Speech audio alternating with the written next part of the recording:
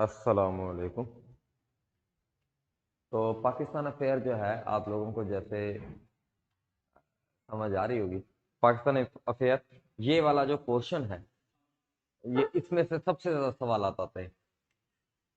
ये जिस पोर्शन की अब हम ये जो पोर्शन है ना, अच्छा यानी पाकिस्तान अफेयर को ना हम दो हिस्सों में डिवाइड कर लो या तीन।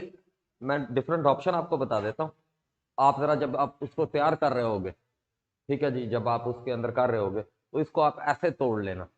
एक तो है, वैसे तो टाइमलाइन आपको मैंने बता दी है, ये एंशियंट टाइम है, मिडिवल है, प्री मिडिवल है। मिडिवल को दो हिस्सों में डिवाइड कर लो और मॉडर्न को भी दो हिस्सों में डिवाइड कर लो। लेकिन अगर मैं दूसरे एतबार से देखूं तो नंबर वन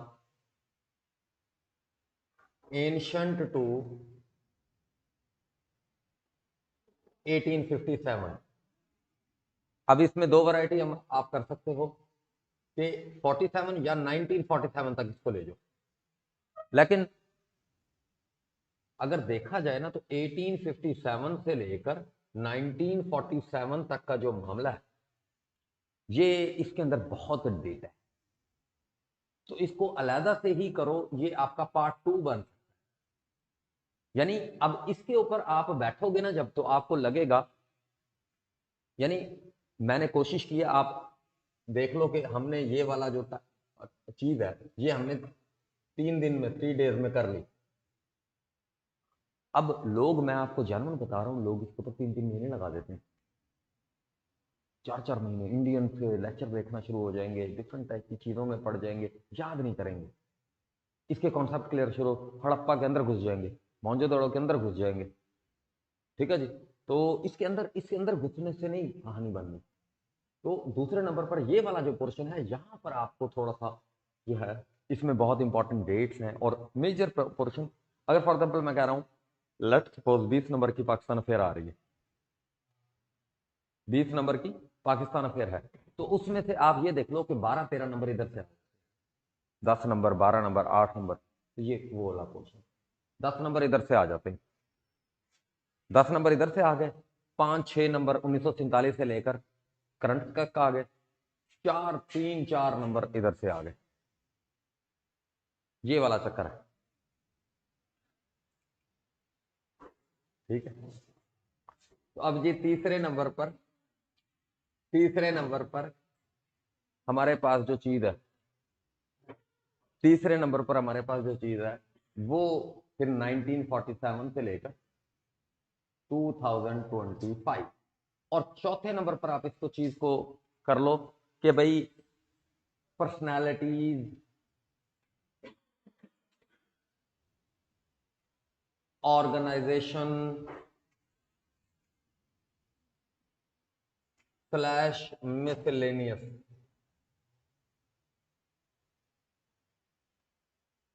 ठीक।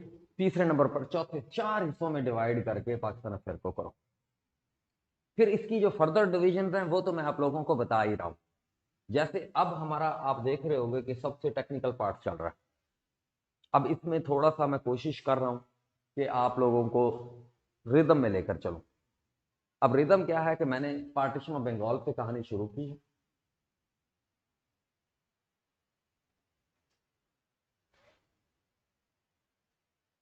1905 इसको मैंने बुनियाद बनाया, लेकिन फिर मैं इधर से पीछे गया हूं और मैंने दो एंटिटीज इंट्रोड्यूस की हैं, मुस्लिम लीग और कांग्रेस। ठीक है। और फिर इन्हीं के अंदर मैंने स्मॉल पर्सनालिटीज,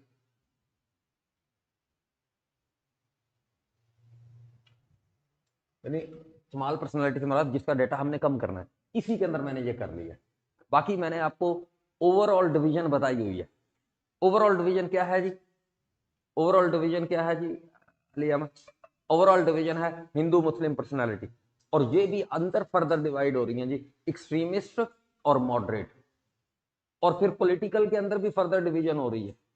एक पॉलिटिकल ऐसे हैं जो कहते हैं कि एजिटेशन करो। अब यहां पर एक पॉलिटिकल, यानी कांग्रेस के अंदर एक ऐसे लोग हैं, कांग्रेस के अंदर ऐसे लोग हैं, बाल गंगाधर तिलक, लाला लाजपत राय, मोहन मदन मलाविया। ठीक है जी। फिर उसके बाद मैं एक और लिखता हूं, सावरकर, सावरकर। ठीक है, ये तो मैंने 3 आपको बता दिया। मोहन मदन मलाविया, ये मैं कल गलत बता गया था। 1915 के अंदर हिंदू महासभा बनी है। 1913 में लिखवा गया था, हिंदू महासभा 1915 में बनी है। किसने बनाई है हिंदू महासभा? मोहन मदन मलाविया ने बनाई है। और ये सारा का सारा, ये जो कांग्रेस के अंदर आपको डिवीजन नजर आ रही है, कांग्रेस के अंदर डिवीजन नजर आ रही है, ये हुआ कब है? सूरत स्प्लिट कब हुआ है? सूरत स्प्लिट 1907 में। और ये सूरत स्प्लिट इशू कौन पर हुआ है? स्वदेशी मूवमेंट। यहां से देखो, एक स्वदेशी मूवमेंट। अब ये सारी बातें मैंने कौन सी की हैं? हिंदुओं की हैं या इंडियंस की हैं, जो एक मेजॉरिटी अपने आप को कहती है। मैंने ये सारी बातें उनकी की हैं। लेकिन अगर मैं मुस्लिम्स की बातें करूं तो उनके बारे में हमने ये पढ़ा कि भाई उनकी भी रिलीजियस पर्सनालिटीज हैं, वो भी रिलीजियस ऑर्गेनाइजेशंस बना रहे हैं। हिंदुओं के अंदर भी उन्होंने रिलीजियस मूवमेंट्स बनाई हैं, जैसे आर्य समाज। ठीक है जी। अब मेरे लिए आप लोग कह रहे होंगे कि सर सिंपल आर्य समाज इधर लिखें और बताएं कि भाई आर्य समाज 1875 में बना, दयानंद सरस्वती ने किया, और फिर जी ये एक हिंदू मूवमेंट थी। लेकिन फिर आपको कनेक्शन तो ना समझ आया, फिर आपकी वो कहानी तो ना बनेगी। यानी आप लोग वही तस्करा मुझे करते रहोगे, सर भूल जाता है, सर याद करते हैं। अब क्योंकि ये वाली चीज आप लाओगे ही नहीं, आपको भूल जाएगी। और जब इसका पेपर में सवाल आएगा, आप कहोगे यार, तो चीजों को कनेक्ट करके रखना, जोड़ के रखना, ये सबसे अहम है, जिसके जरिए से चीजें याद रहती हैं। अदरवाइज चीजें भूल जाती हैं। बात समझ रहे हैं? अब अगर मैं मुस्लिम पर्सनालिटीज की बात करूं तो उनमें भी जो रिलीजियस पर्सनालिटीज थी, शेख अहमद सर हिंदी, शाह वली उल्लाह और इस टाइप की जो पर्सनालिटीज थी, वो हमने देखी। ठीक है, फिर उसके बाद जो है उनकी भी पॉलिटिकल पर्सनालिटीज थी, मुस्लिम्स की भी, और उनमें भी मुस्लिम पर्सनालिटीज में। लेकिन अब यहां पर डिवीजन कैसी है? हिंदुओं के अंदर ये आपस में डिवीजन क्या है? एक कहता है कि अंग्रेज को मार के भगाओ, अंग्रेज के सामने एहतजाज करके भगाओ, एक ये बातें कर रहा है। दूसरा ये बात कर रहा है कि जी नहीं, इनको एप्लीकेशन अपील करो, इनके सामने अपनी एप्लीकेशन दो, इनके सामने अपनी एप्लीकेशन दो।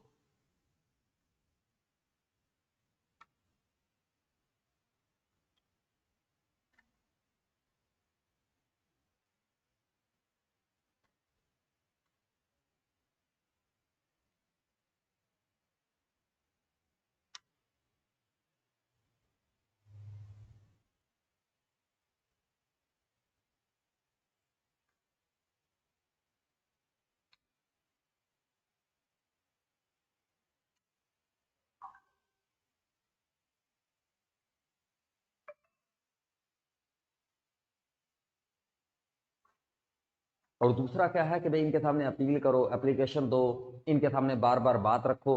कुछ ना कुछ तो इन्होंने मान लिया ना।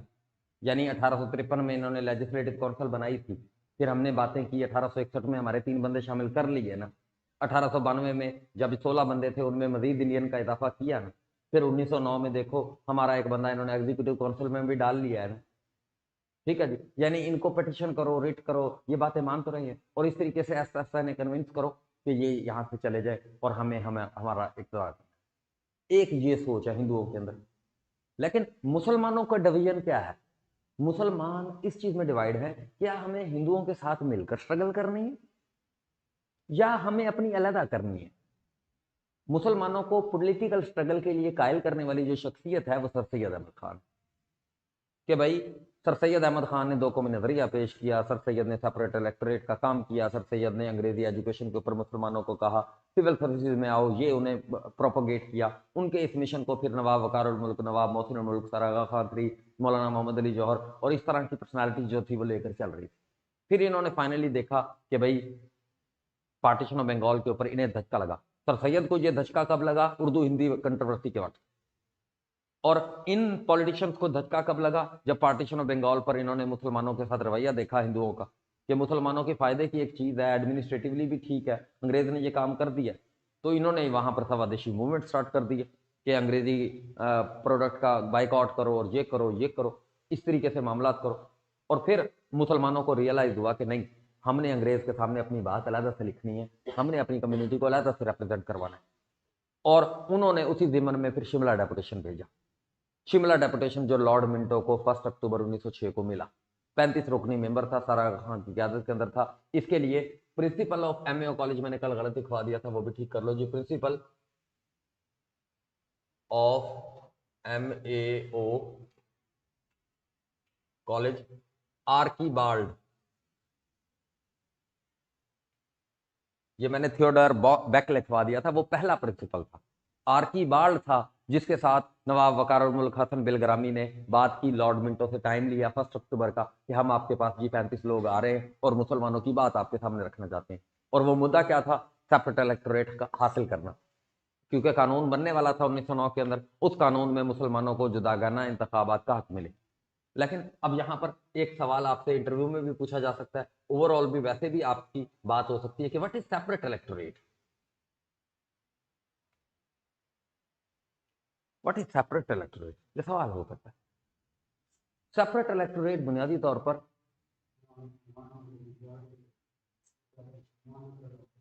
नहीं, सेपरेट इलेक्टोरेट बुनियादी तौर पर ऐसी जगहों पर होता है कि जहां पर फॉर एग्जांपल मैं कहता हूं एक हल्का है जहां पर 1 लाख लोग हैं, ठीक है। अब वहां पर जो है 50,000 हिंदू हैं, 50,000 मुस्लिम हैं। अब हिंदू जो हैं वो ज्यादा डोमिनेंट है, हिंदू ज्यादा डोमिनेंट है, हिंदुओं का इन्फ्लुएंस ज्यादा है, ठीक है जी। अब कहने का मकसद है वो हिंदू मुसलमानों को कन्विंस कर लेते हैं। और उसमें होता क्या है कि अब 50 लाख मुसलमानों में से 10-20 लाख जो है वो हिंदुओं के साथ हो जाते हैं, और हिंदू आपस में बड़े कनेक्टेड है। तो अब इस तरीके का रवैया पूरा का पूरा हिंदुस्तान में मौजूद है। इसका मतलब ये है कि मुसलमानों को तो नुमाइंदगी मिलेगी नहीं, कि भाई कम अज कम फिर हम भी, जैसे हिंदुओं ने अपने हिंदुओं को कन्विंस किया हुआ है कि सिर्फ और सिर्फ जो है ये हिंदुओं को वोट देंगे, इसी तरीके से हम फिर लीगली बाउंड करवाएं अपने मुस्लिम्स को भी कि वो सिर्फ और सिर्फ मुसलमानों को वोट दे सके। यानी सेपरेट इलेक्टोरेट क्या होता है? एक मुस्लिम हल्के में मुसलमान सिर्फ मुसलमान को वोट दे सकेगा, और वहां पर जो नुमाइंदा मुसलमानों का खड़ा होगा वो भी मुसलमान होगा, ताकि मुस्लिम नुमाइंदगी जो है वो लेजिस्लेटर में आए। ये this is called separate electorate. Separate electorate समझ आई बात की? ये है सेपरेट इलेक्टोरेट, ताकि ऐसा ना हो कि मुसलमानों की नुमाइंदगी ही लेजिस्लेटर में ना हो, जो कानून साज मामलात हैं उनमें उनकी नुमाइंदगी ना हो। ये मकसद है सेपरेट इलेक्टोरेट का। तो सेपरेट इलेक्टोरेट के लिए शिमला डेपुटेशन में काम किया गया। उसके बाद फिर मुसलमानों ने महसूस किया कि हमारी जैसे इंडियन नेशनल कांग्रेस है, उनकी एक ऑर्गेनाइजेशन है, हमारी भी एक ऑर्गेनाइजेशन हो। उसका फिर क्याम भी अमल में वजूद में आया। कब जी? वही 30 सितंबर 1906 को मोहम्मदन एजुकेशनल कॉन्फ्रेंस की जो मीटिंग हुई थी उसी में फॉर्मेशन हुई उसकी। और फिर उसके बाद 30 सितंबर 1906 को सर सलीमुल्लाह खान, नवाब सलीमुल्लाह खान ढाका के जो थे, उनकी रेजिडेंस के ऊपर, उनकी रिहायशगाह के ऊपर इसका इनॉग्रल सेशन हुआ। उन्होंने इसका नाम all India Muslim league suggest किया, और इसका जो है फिर इस तरीके से हेडक्वार्टर लखनऊ में हुआ, ठीक है जी। हेडक्वार्टर लखनऊ में हुआ। इसका पहले जो प्रेसिडेंट थे वो सर आगा खान III थे, और फिर उसके बाद जो है इसके जो सेक्रेटरी जनरल थे, जो वाइस प्रेसिडेंट थे, वो नवाब मुस्लिम थे। फिर उसके बाद जो है इस तरीके से इसका पहला बाकायदा इजलास जो है 1907 में कराची के अंदर जो है आदमजी पीर भाई की सदारत के अंदर जो है वो हुआ मुनक्किद, इस तरीके से मुसलमानों की। लेकिन 1907 में जो सूरत स्प्लिट हुआ, यहां पर मुसलमानों को फायदा हुआ, कांग्रेस आपस में तकसीम हो गई। और कांग्रेस के तकसीम होने की क्या वजूहत है? कि भाई दो नजरिए हैं, एक कहते हैं अंग्रेजों के खिलाफ ऐसे करना है, और एक कहते हैं ऐसे। मुसलमानों ने यहां पर क्या किया? अपने आप को ऑर्गेनाइज किया, मुस्लिम लीग का कॉन्स्टिट्यूशन लिखा गया, ग्रीन बुक जो मौलाना मोहम्मद अली जौहर ने किया। फिर उसके बाद जो है कांग्रेस के अंदर 1915 के अंदर जो है वो क्या हुआ जी? एक तो एक्सट्रीमिस्ट ऑर्गेनाइजेशन है हिंदू, इन्होंने फिर आगे चलकर दो तरीके शुरू की। एक को कहते हैं शुद्धि की तहरीक, और एक कहते हैं जी संगठन। शुद्धि की तहरीक और संगठन की तहरीक, ये दो मूवमेंट है। ये आपने याद रखनी है कि भाई आपसे पूछा जाए कि भाई शुद्धि मूवमेंट क्या है? Convert to Hinduism. ये आर्य समाज से इन्फ्लुएंस एक मूवमेंट थी हिंदुस्तान के अंदर। 1920 के अंदर इसके अंदर सबसे ज्यादा हाइक आया। अब यानी मुसलमानों के और उनके दरमियान डिफरेंसेस और क्रिएट हो गए, उसके दरमियान और डिफरेंसेस क्रिएट हो गए। फिर उसके बाद कन्वर्ट हिंदू टू मुस्लिम, ठीक है जी, कन्वर्ट हिंदुइज्म टू जो कन्वर्ट टू हिंदुइज्म, मुसलमानों को, ईसाइयों को, यहाँ पर जितने भी हो गए कि ये सारे असल में थे तो हिंदू, इनका जो है मजहब खत्म कर दिया गया, इनकी शनाख्त खत्म कर दी गई है। अब हमारा यह काम है शुद्धि की तहरीक के जरिए से शुद्ध किया जाए इनको, पाक किया जाए इनको, इनको अपने असल मजहब की तरफ लाया जाए, ये शुद्धि की। और फिर यूनिटी अमंग हिंदू। अब यानी हिंदूज ने भी मुसलमानों को आइसोलेट करने की कोशिश की है। इसके अंदर अंग्रेज सरकार ने देखा, उन्हें यह पॉइंट अच्छा लगा, उन्होंने फिर 1913 के अंदर हम देखते हैं Kanpur mosque tragedy. Kanpur mosque tragedy कब हुई है जी? 1913 के अंदर कानपुर के अंदर एक मस्जिद थी। अब एक रोड खुला होना था, जनरल मैस्टन वहां पर इंचार्ज थे, जनरल मैस्टन। तो जनरल मैस्टन जो है वो उन्होंने फैसला करना था, एक रोड था उसे खुला करना था, उसके एक तरफ मंदिर था, एक तरफ जो है वो मस्जिद थी। अब जो है उन्होंने हिंदुओं ने कहा कि भाई मंदिर तो नहीं इधर से। अब पहले जो अप्रूवल था वो मंदिर वाली साइड के मंदिर वाली साइड से इसको खुला कर रहे के ऑप्शन था, लेकिन हिंदुओं ने रिक्वेस्ट कीजिए हमारा मंदिर है, ये है वो, इसको ना गिराया जाए। और जो है फिर बाद में जी इसको डिसाइड किया गया कि मस्जिद वाला हिस्सा जो है थोड़ा सा उसको खत्म करके रोड को बड़ा करते हैं। फिर मुसलमानों ने कहा कि ये क्या कर रहे हो, हमारी मस्जिद क्यों कर रहे हो? तो फिर जनरल मैस्टन आए, उन्होंने देखा कि भाई ये जो रोड खुला करने के लिए मस्जिद की जगह रिक्वायर्ड है, यहाँ पर तो बाथरूम है, यहाँ पर बाथरूम है और यहाँ पर वजू शजू की जगह है, तो ये कोई इतनी इंपॉर्टेंट नहीं है। और फिर जी यहाँ पर क्या हुआ जी, वो वाली जगह को गिरा दिया गया, वो वाली जगह को गिरा दिया गया और रोड को खुला कर दिया गया। अब जैसे आपको पता है मस्जिद को गिरा दिया ये तो वो, जैसे आज भी वो एक्सट्रीमिज्म है, मुसलमानों के अंदर जज्बात थे मस्जिद के लिए, मस्जिद के लिए जज्बात थे, वहां पर जी जो है 13 मुसलमान मारे गए, एहतजाज हुआ, उसके नतीजे में पुलिस को आना पड़ा। यहाँ पर अब अगेन मंदिर और मस्जिद की एक लड़ाई शुरू हो गई, जिसको इग्नाइट किसने किया? अंग्रेज ने। अब अंग्रेज डिवाइड एंड रूल, उसके अंदर ये कानपुर मॉस्क ट्रेजेडी आपको नजर आ रही है। फिर उसके बाद बैकग्राउंड में आपको याद है कि वर्ल्ड वॉर 1 शुरू हो गई 1914 में। अब यहां पर कायदे आजम जैसी शख्सियत जो कि दोनों मुस्लिम लीग की भी मेंबर थी और कांग्रेस की भी मेंबर थी, फिर उसके बाद मौलाना मोहम्मद अली जौहर, फिर उसके बाद जो है इस तरह की जो शख्सियात थी, इन्होंने कोशिश की कि हिंदू और मुसलमानों को इकट्ठा किया जाए, और इन्हीं की कोशिश का नतीजा था कि फिर क्या हुआ जी, लखनऊ पैक्ट हुआ। फिर क्या हुआ जी, लखनऊ पैक्ट हुआ 1916 के अंदर, जिसके अंदर जो है ज्वाइंट सेशन हुआ मुस्लिम लीग और कांग्रेस का। अंबेका चरण मौजमदार उधर से कांग्रेस की तरफ से इसको लीड कर रहे थे, और जो है जो कायदे आजम जो है मुस्लिम लीग को लीड कर रहे थे। लेकिन यहां तक सूरत स्प्लिट की वजह से ये सारा कुछ हो रहा था, सूरत स्प्लिट की वजह से, क्योंकि 1915 में क्या हो गया था, होम रूल, कांग्रेस के अंदर एक होम रूल लीग बन गई है कांग्रेस, और उसके भी दो हैं, एक एनी बेसेंट वाली जो कि आयरलैंड से थी और ये लीड कर रही थी इस मूवमेंट को, कहां से थी? मद्रास से। और तिलक, बाल गंगाधर तिलक जो हैं ये बॉम्बे से। तो ये इंडियन होम रूल लीग यानी कांग्रेस जो है उसके अंदर से क्या क्या निकल गया? कांग्रेस के अंदर से जो है हिंदू महासभा निकल गया, एक एक्सट्रीमिस्ट। और ये भी जो है इंडियन होम रूल लीग के, यानी होम रूल लीग का मतलब ये है कि होम से रूल किया जाए, हम लोग रूल करें, डोमिनियन स्टेटस एक्वायर किया जाए अंग्रेजों से, डोमिनियन स्टेटस के। हाँ ठीक है, उनकी छत्र छाया under the umbrella of British administration सारे के सारे अख्तियारात हमारे पास आ जाए, इस चीज के लिए स्ट्रगल, होम रूल लीग। और ये कब हुई है? ये भी 1915 के अंदर हुई, ठीक है जी। फिर लेकिन ये इंडियन होम रूल लीग को गांधी आ गए 1916 के अंदर, साउथ अफ्रीका के अंदर एक केस को लीड कर रहे थे, गांधी आ गए। और फिर गांधी ने आकर अंग्रेजों से एक मुआहदा किया कि पहली जंग दिन में मैं तुम्हें बंदे शंदे इकट्ठे करके देता हूं, तुम हमें एक रिस्पॉन्सिबल गवर्नमेंट देना। गांधी के साथ फिर क्या किया गया? गांधी के साथ जो है वो नाइंसाफी की गई। अब यहां पर क्या आ गया जी? रॉबलेट एक्ट। रॉबलेट एक्ट आ गया कब जी? 1919 में।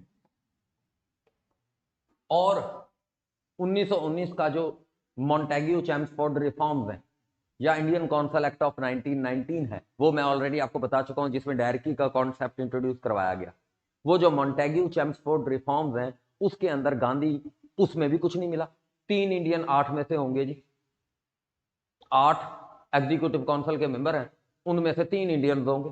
और उसमें जो है बाई कैमरल लेजिस्लेटर, नालियां पक्की करा लो, एजुकेशन के अंदर थोड़ी बहुत ही बात कर लो, और वो भी सिर्फ और सिर्फ सूबों में इख्तियार दिया गया इंडियंस को, थोड़ा सा इख्तियार। गांधी जो है, गांधी को ये अपने साथ धोखा महसूस हुआ।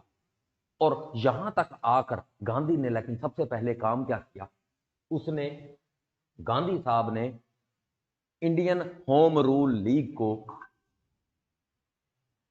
उन्होंने कन्विंस किया, बाल गंगाधर तिलक, एनी बेसेंट, इन सारे जो कांग्रेस के अंदर डिवीजन हुई थी, क्योंकि गांधी को अगर आप देखो, गांधी का जो तरीकाकार है वो है सत्याग्रह। सत्याग्रह, सत्या कहते हैं ट्रुथ को, ट्रुथ को, और गड़ा कहते हैं इंसिस्टेंस को, यानी इंसिस्ट करना, ट्रुथ के ऊपर इंसिस्ट करना। यानी इस मकसद के लिए उनका ये करने का तरीकाकार क्या था कि नंबर 1, यानी अगर आपको कोई चीज सच महसूस होती है कि यार ये सच है, ये हकीकत है, इसके लिए आपने क्या करना है जी, इसमें करना है जी आपने सत्याग्रह है क्या, ये जी प्रोटेस्ट है, ये प्रोटेस्ट है। किस तरह का प्रोटेस्ट? सबसे पहले नंबर पर हंगर स्ट्राइक, भूख हड़ताल कर दो कि भाई मैं कुछ नहीं खाऊंगा, ठीक है, मैं तुम्हें कुछ नहीं कहूंगा, तुम्हें कोई रजा नहीं पहुंचाऊंगा, मैं अपने आप पर काटूंगा। Number 1 hunger strike. Number 2 non cooperation.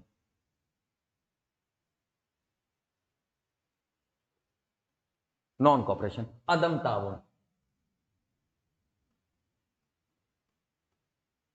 अदम ताउन, नॉन कॉपरेशन क्या है कि भाई मैं, मुझे अगर तुमने गिरफ्तार करना है रॉबलेट एक्ट के नतीजे में, तो मुझे तुम्हें 2 बंदे बुलाने पड़ेंगे, एक मुझे मेरे टांगों से पकड़ेगा, एक मेरे मेरे हाथों से पकड़ेगा, मैं खुद नहीं कॉपरेट करूंगा तुम्हारे साथ, खुद चल के चला जाऊं, मैं खुद नहीं जाऊंगा, मैं कॉपरेट नहीं करूंगा, मैं तुम्हारे साथ कॉपरेट नहीं करूंगा, मैं रेजिस्ट करूंगा, अदम ताबून, लेकिन नॉन वायलेंस। ये नहीं कि मैं तुम्हारा गिरबान पकड़ लूंगा, रहेगा ये सत्याग्रह नॉन वायलेंस। और फिर उसके बाद तीसरे नंबर पर सिविल डिसओबीडियंस, सिविल नाफरमानी।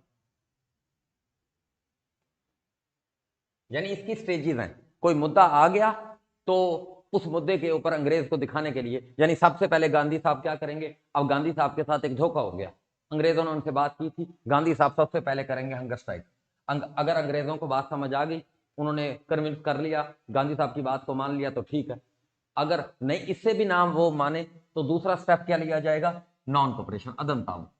किसी भी मामले में जो है वो अदम ताउन, टैक्स नहीं देंगे, ठीक है जी, आपके साथ जो है टैक्स, तो टैक्स की बात थी, यानी आपके साथ गिरफ्तार करने नहीं जाएंगे, ठीक है, अदालतों में पेशियों के लिए नहीं जाएंगे, जेल के जो है रूल्स को फॉलो नहीं करेंगे, ठीक है जी, खुद से, ठीक है जी, आपको जबरदस्ती हर काम करवाना पड़ेगा, आपको हमारे साथ बंदे करने पड़ेंगे, आपकी एडमिनिस्ट्रेशन करना आपके लिए मुश्किल हो जाएगा, क्योंकि अगला बंदा ताउन नहीं कर रहा आपके साथ। फिर उसके बाद तीसरे नंबर पर इसका सब तो सबसे हार्ड फेज है, वो क्या है कि भाई आपको हम टैक्स देना ही बंद कर देंगे, आपको हम टैक्स नहीं देंगे जिससे आप एडमिनिस्ट्रेशन यहाँ की चला सकें, यहाँ सरकारी नौकरियों से इस्तीफे दे देंगे, हम काम करना छोड़ देंगे और मुल्क को जो है वो जाम कर देंगे। अब इसके अंदर गांधी का ये जो सत्याग्रह का तरीका था, इससे आप देखो तो थोड़ी सी एक्सट्रीमिस्ट वाली बात भी है और थोड़ी सी मॉडरेट वाली बात भी है। एक्सट्रीमिस्ट वाली बात क्या है कि भाई प्रोटेस्ट हो रहा है, उसके अंदर देखो जी ये काम हो रहे हैं, और सबसे ल्यूक्रेटिव उनके लिए ये बात है, हाँ ठीक है, सबसे उनके लिए अहम बात ये है कि हाँ भाई ये ठीक है, वो इससे राजी हो गए एक्सट्रीमिस्ट। फिर उसके बाद मॉडरेट जो है वो कहते हैं कि भाई यहाँ पर यार बहुत सारे लोगों की जान ना चली जाए, नॉन वायलेंट है ये, इसके अंदर वायलेंस नहीं। इस तरीके से गांधी साहब ने क्या किया जी, कन्विंस कर लिया, और 1920 में होम रूल लीग का नाम बदलकर क्या कर दिया गया? स्वराज्य सभा। स्वराज्य सभा। ठीक है जी। इंडियन होम रूल लीग का 1920 में यह सवाल आया हुआ जी, स्वराज्य सभा 1920 में इसका नाम कर दिया गया स्वराज्य सभा। यानी होम रूल से अब कहां पर आ गए हम? स्वराज पर आ गए। होम रूल, स्वराज का मतलब है कंप्लीट इंडिपेंडेंस। ठीक है जी, कि भाई आप जो है सिर्फ और सिर्फ नाम के रह जाओगे, हम पूरा का पूरा अख्तियार, अब पार्शल अख्तियार हमारे पास नहीं रहेगा, अब हमारे पास पूरा अख्तियार आएगा। और ये कब नेम तब्दील हुआ? होम रूल लीग का स्वराज्य सभा। और इस स्वराज्य सभा को merge into Congress, merged into Congress, और इसको कांग्रेस में मर्ज कर दिया गया। यानी अब एक्सट्रीमिस्ट और कांग्रेस के प्रेसिडेंट बन गए, कांग्रेस प्रेसिडेंट बन गए गांधी। यानी गांधी की शख्सियत ने आकर इन दोनों एलिमेंट्स को क्या कर दिया? इकट्ठा कर लिया, दोबारा से इनको ओके कर लिया और कांग्रेस को दोबारा से एक्टिवेट कर दिया। ये है हिंदू रिस्पॉन्स। यानी रॉवलेट एक्ट के खिलाफ जो है, रॉवलेट एक्ट के खिलाफ जो है, गांधी ने अब देखा कि भाई हम अगर पार्शल, हम डिवाइडेड अगर स्ट्रगल करेंगे आपस में ही, हम इतने हिस्सों में, Indian home rule league, Annie Besant, Madan Mohan Malaviya, ये इस तरीके से, और फिर उसके बाद श्री मुनि अकाली दल, श्री मुनि अकाली दल, ये एक सिख पार्टी थी। ये श्री मुनि अकाली दल, ये मास्टर तारा सिंह और खड़क सिंह, मास्टर तारा सिंह और खड़क सिंह, ये सिखों की भी इधर बहुत बड़ी, पंजाब के अंदर स्पेशली बहुत बड़ी आबादी थी, उनका भी एक मौकफ था। यानी गांधी का ये नजरिया था, उन्होंने, गांधी ने इनको भी कन्विंस किया, क्योंकि सिख जो है, इन्होंने एक गदर मूवमेंट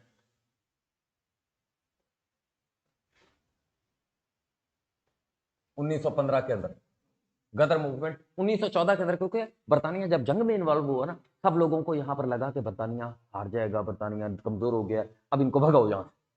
सिखों ने अपनी अलग ज्वाइंट स्ट्रगल करना शुरू कर दी। अब ये गदर मूवमेंट क्या थी? कुछ ओवरसीज सिख थे, उन्होंने जो है इधर के लोगों को पैसे देना शुरू कर दिया कि इधर जो सिख जो है वो अंग्रेज एडमिनिस्ट्रेशन के खिलाफ लड़ेगा, बात करेगा, उसको हम सपोर्ट करेंगे, उसकी हम बात करेंगे, हम उसको इस तरीके से। ये थी गदर मूवमेंट 1915 के अंदर जो है वो स्टार्ट हुई गदर मूवमेंट, ये सिखों की थी। और फिर उसके बाद लीड हुई ये चीज श्री मुनि अकाली दल के अंदर। श्री मुनि अकाली दल के अंदर जो है ये जो है अकाली दल, जो सिखों की पार्टी थी, सिख भी ऑर्गेनाइज होना शुरू हो गए पॉलिटिकली। और 1919 में, 1909 में सेपरेट इलेक्टोरेट किसको मिला था? मुसलमानों को। 1919 में सिखों को भी मिल गया। अब गांधी इस चीज से भी परेशान थे कि मजीद डिवाइड एंड रूल, यानी हमें, हमारे कम्युनिटीज के किसने हिस्से वक्रे करते जा रहे हैं, सिर्फ डिवाइड एंड रूल वाली पॉलिसी है ये तो गांधी ने रियलाइज किया कि हमें सबसे पहले यूनाइट करना है, तो सबसे पहले तो अंदरूनी इख्तलाफों को खत्म करो। इंडियन होम रूल लीग को, स्वराज्य सभा को किस तरीके से गांधी ने निजाम किया। लेकिन अब यहां पर मुसलमानों ने क्या किया, मुस्लिम रोल यहां पर क्या? ये तो मैंने हिंदुओं का आपको रवैया बताया, और इसका एक रिस्पॉन्स भी निकला। इसका रिस्पॉन्स क्या निकला? 1925 के अंदर, 1925 के अंदर डॉक्टर हैदगवार, हैदगवार,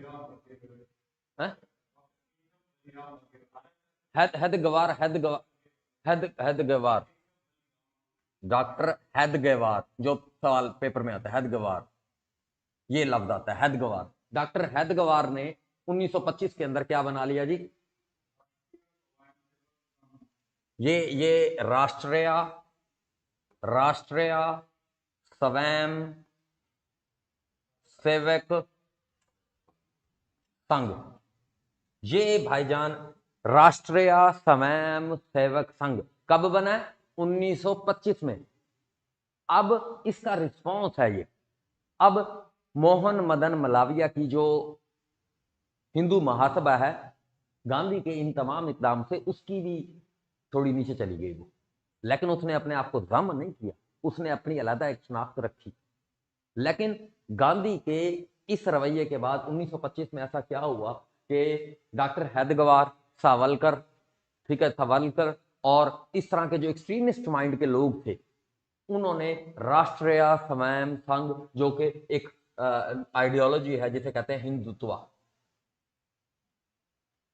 हिंदुत्व जो कि इन्फ्लुएंस थी 1918 के बाद, पहली जंग अजीम के बाद दो नजरियात थे जो यूरोप के अंदर बहुत ज्यादा परवान चढ़ रहे थे। द वन इज नाजिज्म और सेकंड इज जो है फाशिज्म। फाशिज्म का नजरिया कि अपनी बात अगर मनवाना चाहते हो ना किसी से, तो उसके लिए ये मिन्नत कर ले, ये तो वो, इसको पटिशन तो फलाना, तो प्रोटेस्ट ये तो वो, उसको पकड़ो, उसको लगाओ डंडे, अपने आप को इतना मजबूत कर लो और वो अपनी बात आपकी मानने पर राजी हो जाए। ठीक है, यानी पावर से, डंडे से। फैशियो कहते हैं बंडल ऑफ स्टिक्स को। इटालियन जो सिटी स्टेट्स थी उनके अंदर जो जज होते थे ना, इटालियन सिटी स्टेट्स के अंदर जो जज होते थे, उनके पास एक बंडल ऑफ स्टिक्स होती थी और वो गलियों में फिरा करते थे और जहां पर भी लॉ की वायलेशन हो रही होती थी वहीं पर उसको सजा दे देते थे। तो फाशिज्म यही नजरिया था कि तुम इतने ताकतवर हो कि तुम जो है जहां पर अपने नजरियात की वायलेशन देखो उसको वहीं पर पनिश कर दो, इतना ताकतवर कर लो, फाशिज्म का नजरिया। और नार्सिज्म का नजरिया भी ये है कि अपने आप को, अपनी आइडियोलॉजी को इतना ताकतवर कर लो, अपने आप को इतना मजबूत कर लो कि आप अपना नजरिया जो है वो इंप्लीमेंट कर सको। तो ये दो नजरियात जो है उनसे इन्फ्लुएंस्ड ये मूवमेंट थी, दैट इज कॉल्ड हिंदुत्व, कि हिंदू अपने आप को इतना मजबूत कर ले कि भाई ये जो है पूरे के पूरे हिंदुस्तान के अंदर जो है इसकी हुकूमत हो और ये इसका राइट है, ये इसका राइट है। This is the ideology of जो है राष्ट्रीय RSS, इसे क्या कहते हैं, RSS, राष्ट्रीय स्वयं संघ। लेकिन अब ये सारा कुछ हुआ क्यों 1925 के अंदर, ये वजह क्या है जी इसके ऊपर 1925 की, क्योंकि मैं ये बात कर रहा हूं। अब इसको समझने के लिए हमें थोड़ा सा देखना पड़ेगा कि भाई ये जो गांधी ने, पहले तो गांधी ने अचीव कर लिया, क्या अचीव कर लिया जी, अपना अंदर की डिवाइड को कम कर दिया, खत्म कर दिया, तकरीबन दम करवा लिया, कांग्रेस को दोबारा एक्टिवेट करवा लिया गांधी ने। नंबर वन, उसका ऑब्जेक्टिव कंप्लीट हो गया।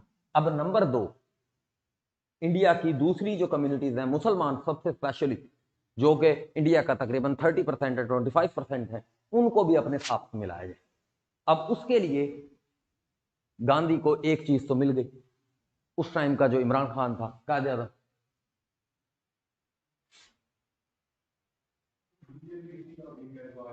हाँ बिल्कुल बिल्कुल, तो कायदे आजम जो थे उस टाइम पर, कायदे आजम ने देखा है बिस्तीज नहीं होगी, मैंने भाईजान सारा काम किया था 1916 में, कांग्रेस मुस्लिम लीग को मिलाया था, ठीक है जी, मैंने सारा का सारा सिस्टम किया था, मैं इनको, मैं लीडर हूं, मुझे सरोजनी नायडू ने हिंदू मुस्लिम यूनिटी एम्बेसडर कहा था, ये गांधी आकर ये नंगा पतंगा फिर के ये जो है ना पूरे हिंदुस्तान में इस तरीके से हरकतें करके ये क्या समझता अपने आप को, ये जो है इतना फेमस हो गया, मुझे बिल्कुल ही ललियों का बाल समझ लिया मुझे, ठीक है, मैं बिल्कुल ही, मुझे फर्क कर दिया जी, ये क्या तरीका है। कायदे आजम देख रहे हैं, कायदे आजम ने खैर अपनी कोई अपनी सी कोशिश जो इंसान करता है, कायदे आजम ने 1919 में कायदे आजम मेंबर बने थे, कायदे आजम मेंबर बने थे इंपीरियल लेजिस्लेटिव काउंसिल के, कब जी, 1909 में। कहां से जी, बॉम्बे से। सवाल याद रखने ये दोनों, कब बने थे जी, और इंपीरियल लेजिस्लेटिव, एग्जीक्यूटिव काउंसिल और लेजिस्लेटिव, ये लेजिस्लेटिव काउंसिल है, बॉम्बे से जो है कायदे आजम जो है वो क्या बने थे, मेंबर बने थे। तो कायदे आजम ने 1919 में प्रोटेस्ट किया अगेंस्ट रॉवलेट एक्ट, और उसके नतीजे में क्या किया जी, रॉवलेट एक्ट, रिजाइंड फ्रॉम,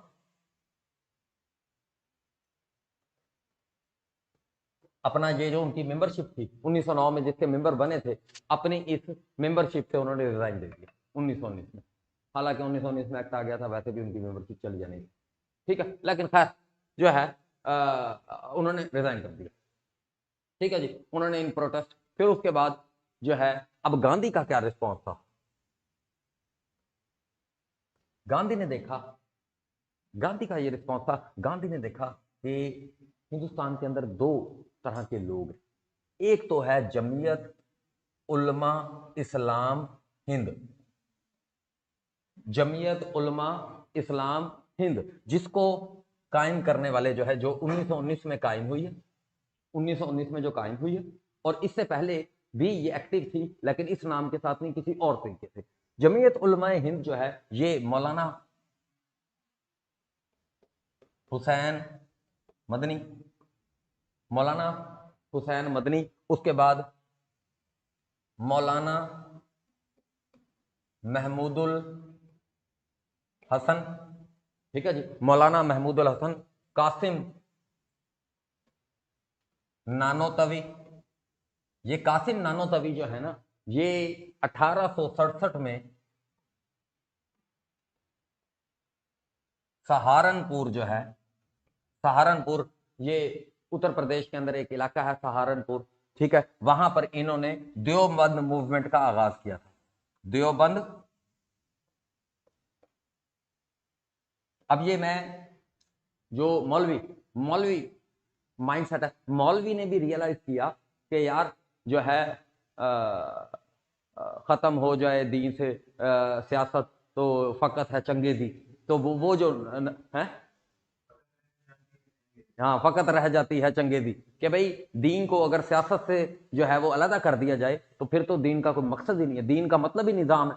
तो हम तो पॉलिटिक्स से जो है बिल्कुल ही निकाले जा रहे हैं। पॉलिटिक्स तो सारी की सारी ये सर सैयद और अलीगढ़ के जो ये लौंडे लपाड़े हैं, ये जो है ये सारे के सारे जो है वो सिस्टम को लीड करना शुरू कर गए। तो हमारा जो है पॉलिटिकली हमें एक्टिव होने की जरूरत है। अब उसके लिए एक तो ये देवबंद मूवमेंट, फिर उसके बाद 1884 के अंदर अंजुमन हमायत इस्लाम, ये अंजुमन हमायत इस्लाम, ये कहां पर जी, लाहौर में।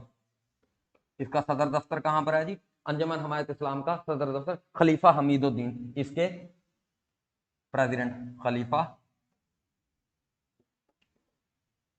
हमीदुद्दीन। और सर सैयद का जो वो तरीका वारदात था, उसका उसका जवाब सर सैयद के तरीका वारदात का मौलाना महमूदुल हसन, मौलाना महमूदुल हसन ने क्या बनाया जी, और वो सिंध मदरसातुल इस्लाम, कब जी, 1885, 1885 में सिंध मदरसातुल इस्लाम, मौलाना महमूदुल हसन। यानी मजहबी लोग भी क्या कर रहे हैं, सर सैयद को रेलेवेंट नहीं होना देना चाह रहे, उस सोच को, मुसलमानों की उस सोच को कि हमें अंग्रेजी एजुकेशन लेनी चाहिए, हमें भी हिंदुओं की तरह पटिशन करनी चाहिए, अंग्रेजों के सामने जो है अंग्रेजों के तलवे चाटने चाहिए, ये करना चाहिए, वो करना चाहिए, हमें उनकी ब्यूरोक्रेसी को ज्वाइन करना चाहिए, हमें ज्यादा से ज्यादा मरात लेनी चाहिए, जो भी वट एवर जो हमारा सिनेरियो है, जो उनका तरीका वारदात था, वो मैं जो डिस्कस कर चुका हूं वही। लेकिन अब यहां पर इन्होंने कहा कि हम तो इस पूरी गेम में बाहर होते जा रहे हैं, तो इन्होंने अपना कहा कि हमने भी अपनी फुटिंग्स बनानी है, सिंध मदरसातुल इस्लाम बना रहे हैं, अंजुमन हमायत इस्लाम बना रहे हैं खलीफा हमीदुद्दीन लाहौर के अंदर, फिर कासिम नानोतवी जो है 1867 में जो है ये सहारनपुर के अंदर देवबंद मूवमेंट को स्टार्ट कर दिया। तो ये सारा का सारा अल्टीमेटली फिर 20वीं सदी में क्या कन्वर्ट हुआ, 20वीं सदी में तहरीक रेशमी रुमाल, तहरीक रेशमी रुमाल जो है ये 1913 के अंदर स्टार्ट हुई, तहरीक रेशमी रुमाल। और ये किसने की जी, मौलाना महमूदुल हसन और उबैदुल्लाह सिंधी।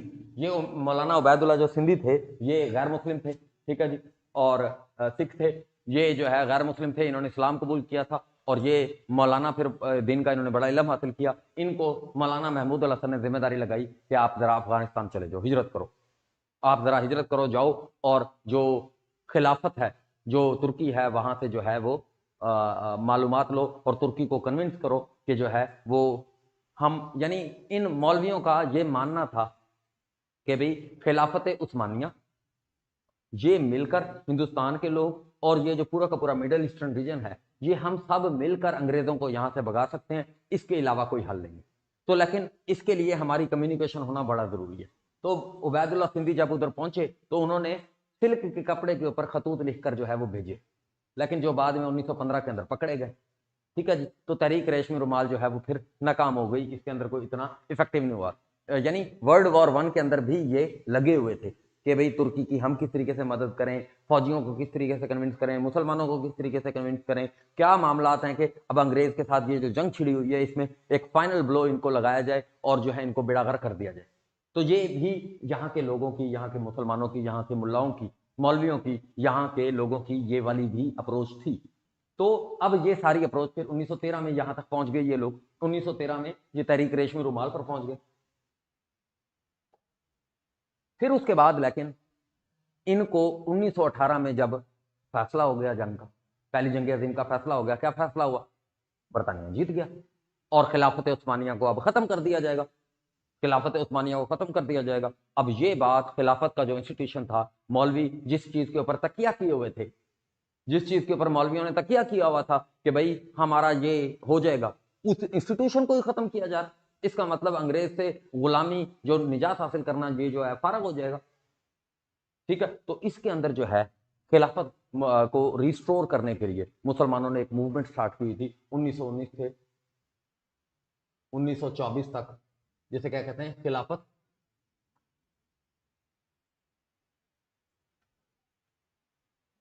मूवमेंट। ठीक है, खिलाफत मूवमेंट। अब इसके अलावा मैंने मौलाना महमूदुल हसन का नाम लिया, मैंने कासिम नानोतवी का नाम लिया, मैंने खलीफा हमीदुद्दीन का नाम लिया, मैंने मौलाना महमूदुल हसन का नाम लिया, मैंने उबैदुल्ला सिंधी का नाम लिया, मैंने ये वो मुल्ला थे जो इसके अलावा जो है अमृतसरी, अमृतसरी मुल्ला अमृतसरी, और फिर उसके बाद जो है वो हकीम अजमल खान, हकीम अजमल खान और मौलाना कलाम आजाद, मौलाना अबू अल कलाम आजाद, मौलाना अबू अल कलाम आजाद। तो ये वो लोग हैं जो मौलवी मौलवी तबका है, ये सारा का सारा मौलवी तबका है। इसकी ये सोच है जी, मौलवी तबके की ये सोच है कि भाई हमने जो है खिलाफत को रिस्टोर करना है। तो 1919 के अंदर इन्होंने ये रियलाइज किया कि खिलाफत बड़ा इंपॉर्टेंट है, अगर ये खत्म हो गई तो फिर तो हमारा सारा काज ही खत्म। इन्होंने ये अब इस चीज के लिए बढ़े और इसको मेन इसके जो प्रोटैगनिस्ट थे, मेन जो रोल था, जो इसको इनिशिएट करने वाले लोग थे, वो कौन थे? मौलाना मोहम्मद अली जौहर और शौकत अली जौहर। ये दो जौहर बरादरान जो थे इसके मेन जो है वो लीडिंग रोल वाले बंदे थे। इसके अलावा मौलाना शौकत अली जो है इसके सेक्रेटरी जनरल थे और इसके जो प्रेसिडेंट थे वो सेठ जान छुटानी, सेठ जान छोटानी जो है वो इसके प्रेसिडेंट थे, सेठ जान छोटानी। अब गांधी इस सारी चीज को देख रहे हैं। गांधी भी 1919 के अंदर एक काम तो गांधी कर चुके हैं 1920 के अंदर, और फिर उसके बाद 1920 के अंदर क्या हुआ जी? हिजरत मूवमेंट, हिजरत मूवमेंट। अब हिजरत मूवमेंट का भी किसने इनिशिएट किया? हिजरत मूवमेंट को मौलाना मोहम्मद अली जौहर। उलमा कराम से फतवे वगैरह ये जिन मैंने मौलवियों का नाम लिया है, इन तमाम मौलवियों से फतवे लिए। और इसके अलावा जमीयत उलमा इस्लाम हिंद, ये भी 1919 में, यानी मौलवी भी आपस में डिवाइडेड है। जमीयत उलमा इस्लाम हिंद बनी हुई है, मौलाना मोहम्मद अली जौहर ने ये मूवमेंट बनाई हुई है। फिर उसके बाद जो है वो जो पुरानी मैंने ऑर्गेनाइजेशन का नाम लिया वो भी मौजूद है। तो यानी मौलवी भी आपस में डिवाइडेड है, मौलवियों का भी कोई एक नहीं है। जैसे आपको पता है डिफरेंट फिरके होते हैं, एक देवबंद है, एक बरेलवी है, एक सुन्नी है, डिफरेंट टाइप के इनके अपने जो है वो मामले, अपने सिस्टम, अपने निज़ाम। तो वो उसका अपने अपनी जगह मौजूद है वो चीज़। मौलाना मोहम्मद अली जौहर ने ये हिजरत मूवमेंट किया, इन्होंने तमाम मौलवियों को कन्विंस किया कि हाँ भाई जो जो हिंदुस्तान है, हिंदुस्तान भाईजान क्या है? ये है दारुल हर्ब। हर्ब कहते हैं जंग, जंग वाली जगह, यानी जहां पर दारुल हर्ब, ऐसे मुसलमान फिक्र की टर्मिनोलॉजी में दारुल हर्ब एक ऐसे इलाके को कहा जाता है जहां पर इस्लाम के अलावा गैर मुस्लिम की हुकूमत हो। ऐसे ऐसे तमाम इलाके जहां पर गैर मुस्लिम की हुकूमत है उसको क्या कहा जाएगा? दारुल हर्ब। और जहां पर मुसलमानों की हुकूमत है, जैसे अफगानिस्तान हमारे साथ क्या है जी, अफगानिस्तान के अंदर, उसको कहते हैं दारुल अमन, दारुल अमन। अफगानिस्तान में 1919 में क्या हुआ था? 19 अगस्त 1919 को थर्ड एंग्लो अफगान वार हुई थी, जिसके नतीजे में अफगानिस्तान ने 19 अगस्त 1919 को क्या कर ली थी, इंडिपेंडेंस हासिल कर ली थी, आजादी हासिल कर ली थी अमीर अमानुल्लाह की क़यादत के अंदर। तो अमीर अमानुल्लाह जो हैं वो क्या थे, एक मुसलमान थे, और जी वहां पर वो दारुल अमन है। तो मौलाना मोहम्मद अली जौहर ने इस कॉन्टेक्स्ट में मुसलमानों उलमा कराम से फतवे लिए कि भाई सारे के सारे हिंदुस्तान के मुसलमानों को क्या करना चाहिए, दारुल अमन की तरफ हिजरत कर देनी चाहिए। तो तमाम उलमा के फतवे की रोशनी के अंदर बहुत सारे लोगों ने जो है वो क्या किया, बहुत सारे लोगों ने हिजरत की, लेकिन उधर जाकर वो जलील हो गए और वो वापस उन्हें आना पड़ गया। ठीक है जी, उन्हें वापस आना पड़ गया, यानी ये भी एक नाकाम मूवमेंट साबित हुई। यानी इस जो है खिलाफत मूवमेंट के अंदर कोई जान नहीं पड़ रही थी, और गांधी भी सही तरीके से ओके नहीं कर पा रहे थे सिस्टम। तो गांधी ने कहा क्यों ना इन दोनों चीजों को इकट्ठा किया जाए, इन मुसलमानों और हिंदुओं को। और अब गांधी ने क्या किया जी, 1920 के अंदर गांधी सपोर्टेड खिलाफत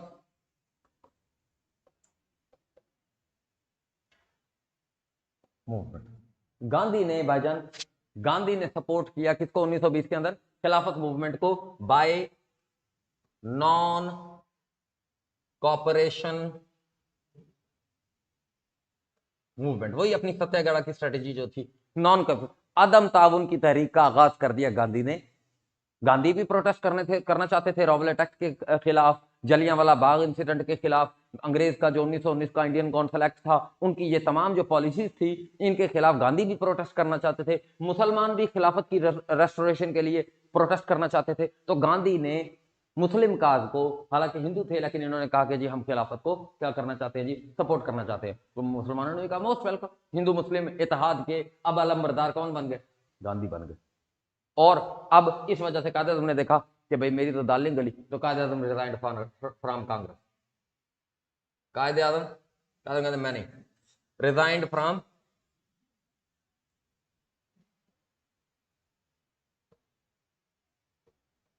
ये सारी बातें जो हैं तारीख में स्टैनली वलपर्ट जो कायदे आज़म के जो है वो बायोग्राफर हैं, उन्होंने अपनी किताब जिनाह पाकिस्तान के अंदर डिस्कस की है कि there was a personality clash between Gandhi and Quaid-e Azam. तो उसकी वजह से जो है ये जो मूवमेंट थी, ये सारी की सारी, अगर ये मिलकर स्ट्रगल करते तो शायद बेहतर रिजल्ट और निकल आते। लेकिन कायदे आज़म ने जो है वो देखा कि भाई मैं तो बड़ा ही इररेलेवेंट हो चुका हूँ, हालांकि मैंने तो पूरी की पूरी स्ट्रगल की है, 1906 से मैं लगा हुआ हूँ, और जो है मैं कांग्रेस के अंदर मैं मुसलमानों के लिए रोल प्ले करता रहा हूँ, फिर मुस्लिम लीग के अंदर मैं आकर एकदम मुझे जो है वो बिल्कुल इररेलेवेंट कर दिया गया है। और इस तरीके से जो है नॉन कॉपरेशन मूवमेंट, जब उसने अदम ताउन की तहरीक, क्योंकि कायदे आज़म का ये मानना था कि भाई अंग्रेज के खिलाफ कुछ भी ना करो, यानी चलो अब ये बात ऐसे नहीं करते हम, यानी कायदे आज़म ये था कि कायदे आज़म का मानना था कि भाई जो है तरीके से जरा चलो, अंग्रेज के साथ वही पिटीशन करो, अपील करो, और इस तरीके से करो, इस तरह की हरकतें ना करो, मामला जो है वो खराब हो जाएगा।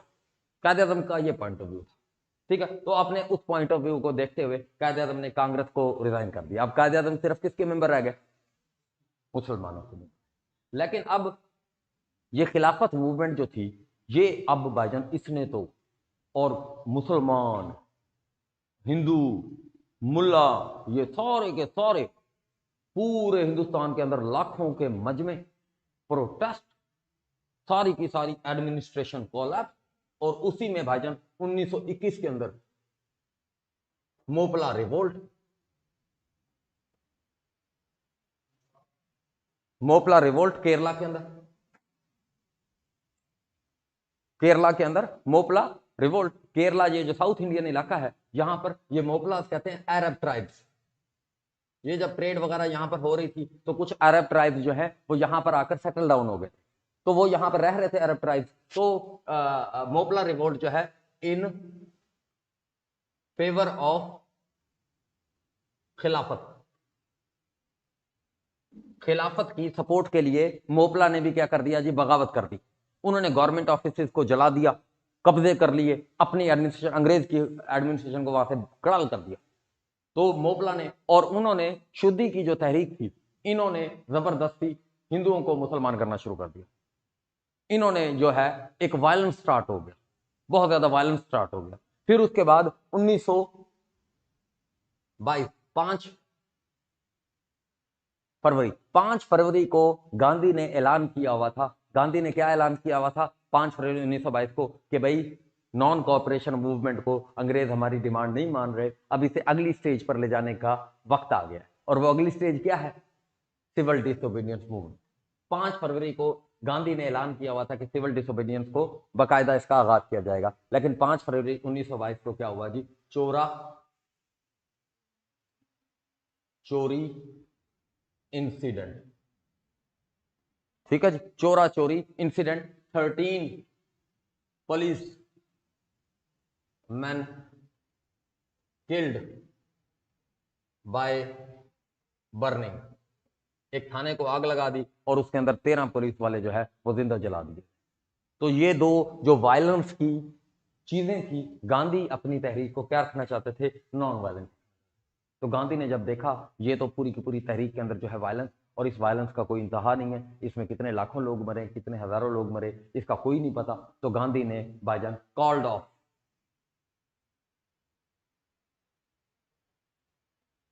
सिविल या put off civil disobedience movement. अपनी वो जो कॉल थी उन्होंने कहा कि नहीं हम नहीं शुरू करेंगे जी सिविल डिसोबीडियंस मूवमेंट, इन्होंने स्टार्ट ही नहीं की। और सपोर्ट फॉर खिलाफत मूवमेंट। अब क्योंकि मुसलमान तनहा रह गए और 1924 में मुस्तफ़ा कमाल अतातुर्क ने वो जो खिलाफत थी उसको खत्म कर दिया। ठीक है जी, 3 मार्च 1924 को खिलाफत को खत्म कर दिया मुस्तफ़ा कमाल अतातुर्क। तो इसका फिर खात्मा हो गया। लेकिन इस खिलाफत मूवमेंट ने अपने तौर पर इस खिलाफत मूवमेंट जो 1919 के अंदर मौलाना मोहम्मद अली जौहर ने शुरू की थी, इसका भी एक खिलाफत डेपुटेशन बनाया गया। खिलाफत क्या बनाया गया? डेपुटेशन। अब डेपुटेशन क्या होता है आपको पता है, वफद। कब जी? 1920 के अंदर। अब ये खिलाफत वफद जो है ये किससे मिलना चाहता था? ये खिलाफत वालों की, मौलवियों की ज्यादा पहचान थी। तो ये जी अंग्रेज पीएम था, ब्रिटिश पीएम जॉर्ज लेलॉयड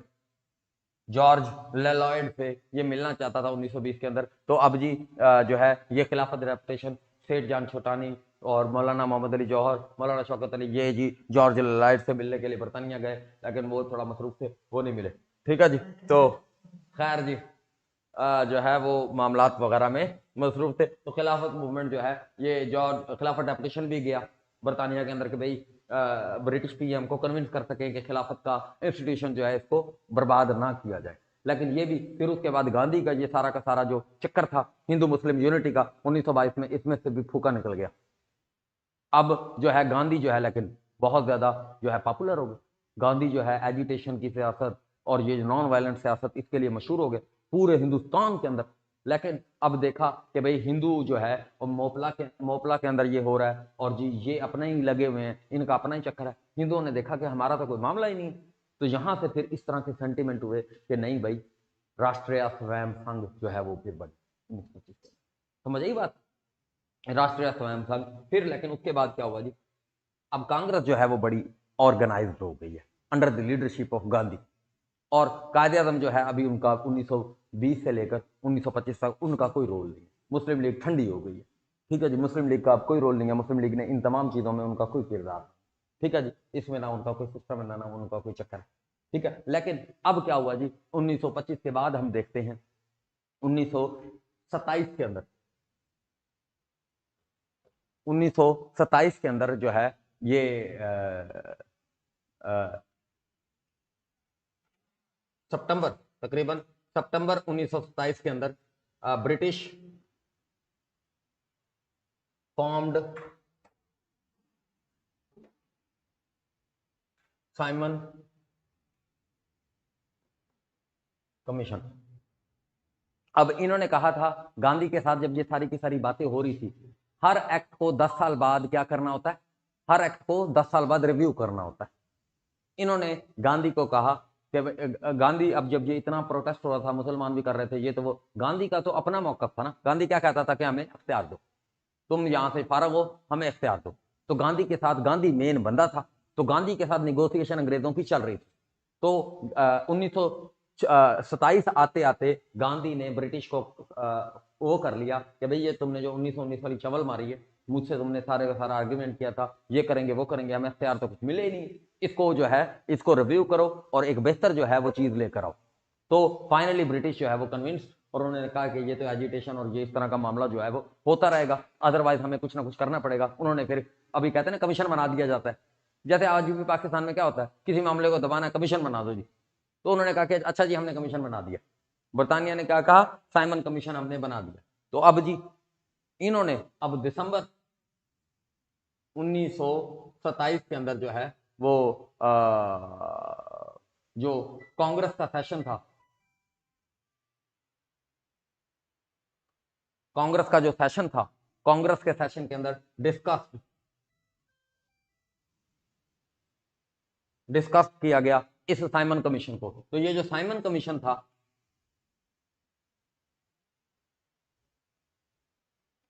ये जो साइमन कमीशन था, इसके 7 मेंबर हैं जी। एस से साइमन, एस से 7, एस से साइमन, एस से साइमन, कितने मेंबर हैं जी? 7। और इसका हेड कौन है जी साइमन कमीशन का? साइमन, उसी के नाम पर, इसके हेड के ऊपर। और इसका एक मेंबर है जी फेमस, इसका मेंबर है जी लेबर पार्टी का बंदा, क्लेमेंट एटली। बर्तानिया के अंदर 2 मशहूर पार्टी हैं, एक है कंजर्वेटिव और एक लेबर पार्टी। तो लेबर पार्टी की भी इसमें नुमाइंदगी थी। लेबर पार्टी का एक मेंबर क्लेमेंट एटली, जो बाद में जाकर 1945 के अंदर बर्तानिया का वजीर आजम भी बनेगा, वो भी इसका, यानी ये पावर, बड़ा पावरफुल ये जो है वो कमीशन था। लेकिन इन 7 मेंबर में नो इंडियन, कोई इंडिया के लिए कानून बनाना है और उस कमीशन में कोई इंडियन ही नहीं है। तो ये जो दिसंबर 1927 में कि भाई साइमन कमीशन आ रहा है, कांग्रेस का जो सेशन था, इसमें डिस्कस हुआ कि भाई इस मामले का क्या करना है, तो बाइकआउट साइमन कमीशन,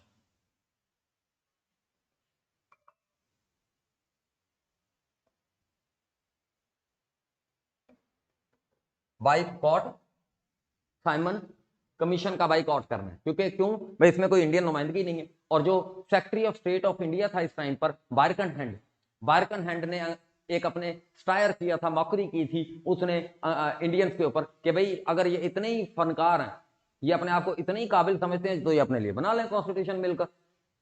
तो अब इसका रिस्पांस देना बड़ा जरूरी था। सबसे पहले तो तमाम पार्टीज ने इसका बाइकआउट किया।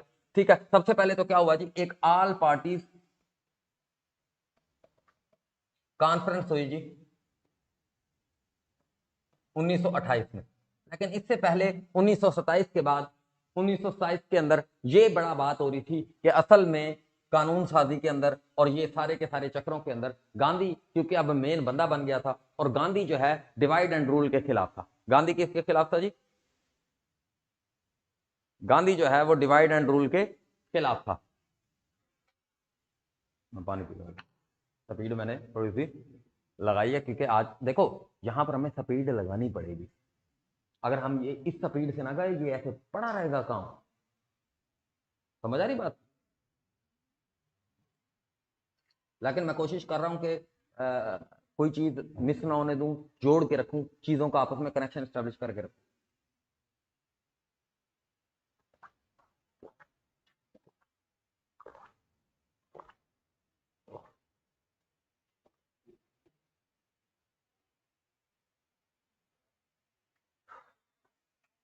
अच्छा, अब इससे पहले ना, लेकिन कायदे आजम ने एक 6 पॉइंट जो है दिल्ली प्रपोजल दिया।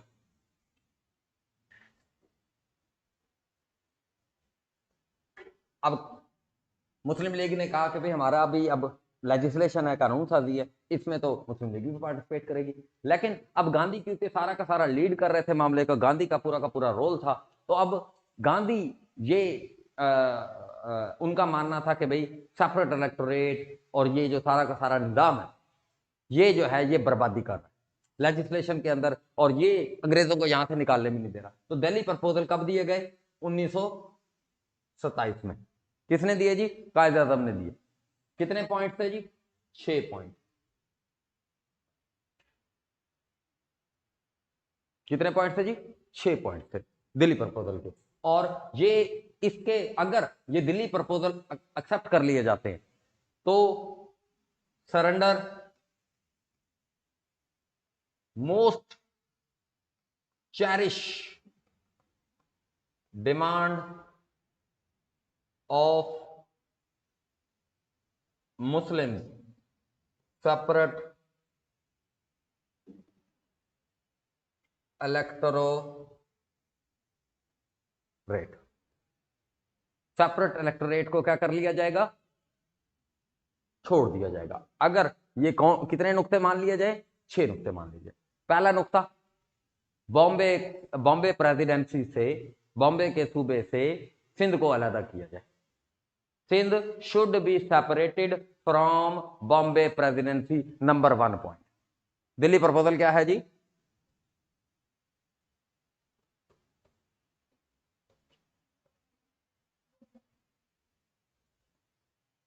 Sindh separated from Bombay. Number 2, reforms in NWFP and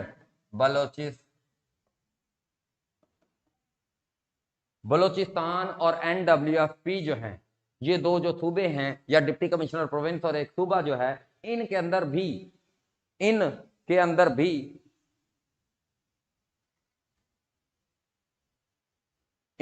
भी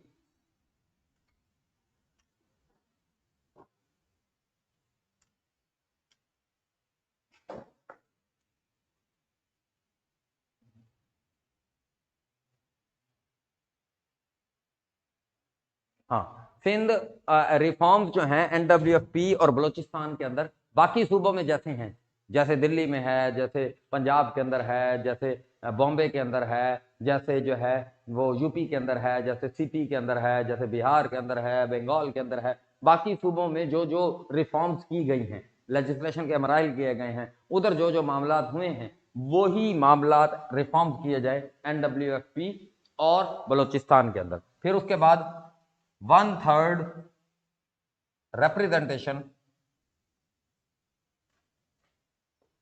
in central legislature। ठीक है जी। Number 4, provincial अटानमी। ठीक है जी। यार ये 4 पॉइंट आप बस याद रखिए, काफी है। ठीक है जी। यानी ये कायदे आजम के मेन पॉइंट्स हैं, क्योंकि 14 नुकात के अंदर फिर बाकी पॉइंट भी आते हैं। कायदे आजम का मेन पॉइंट क्या है? कायदे आजम का मेन पॉइंट है प्रोविंशियल ऑटोनॉमी। और कांग्रेस जो है वो क्या करना चाहती है? कांग्रेस की सोच क्या है जो अभी उनकी सामने आएगी? Unitary government.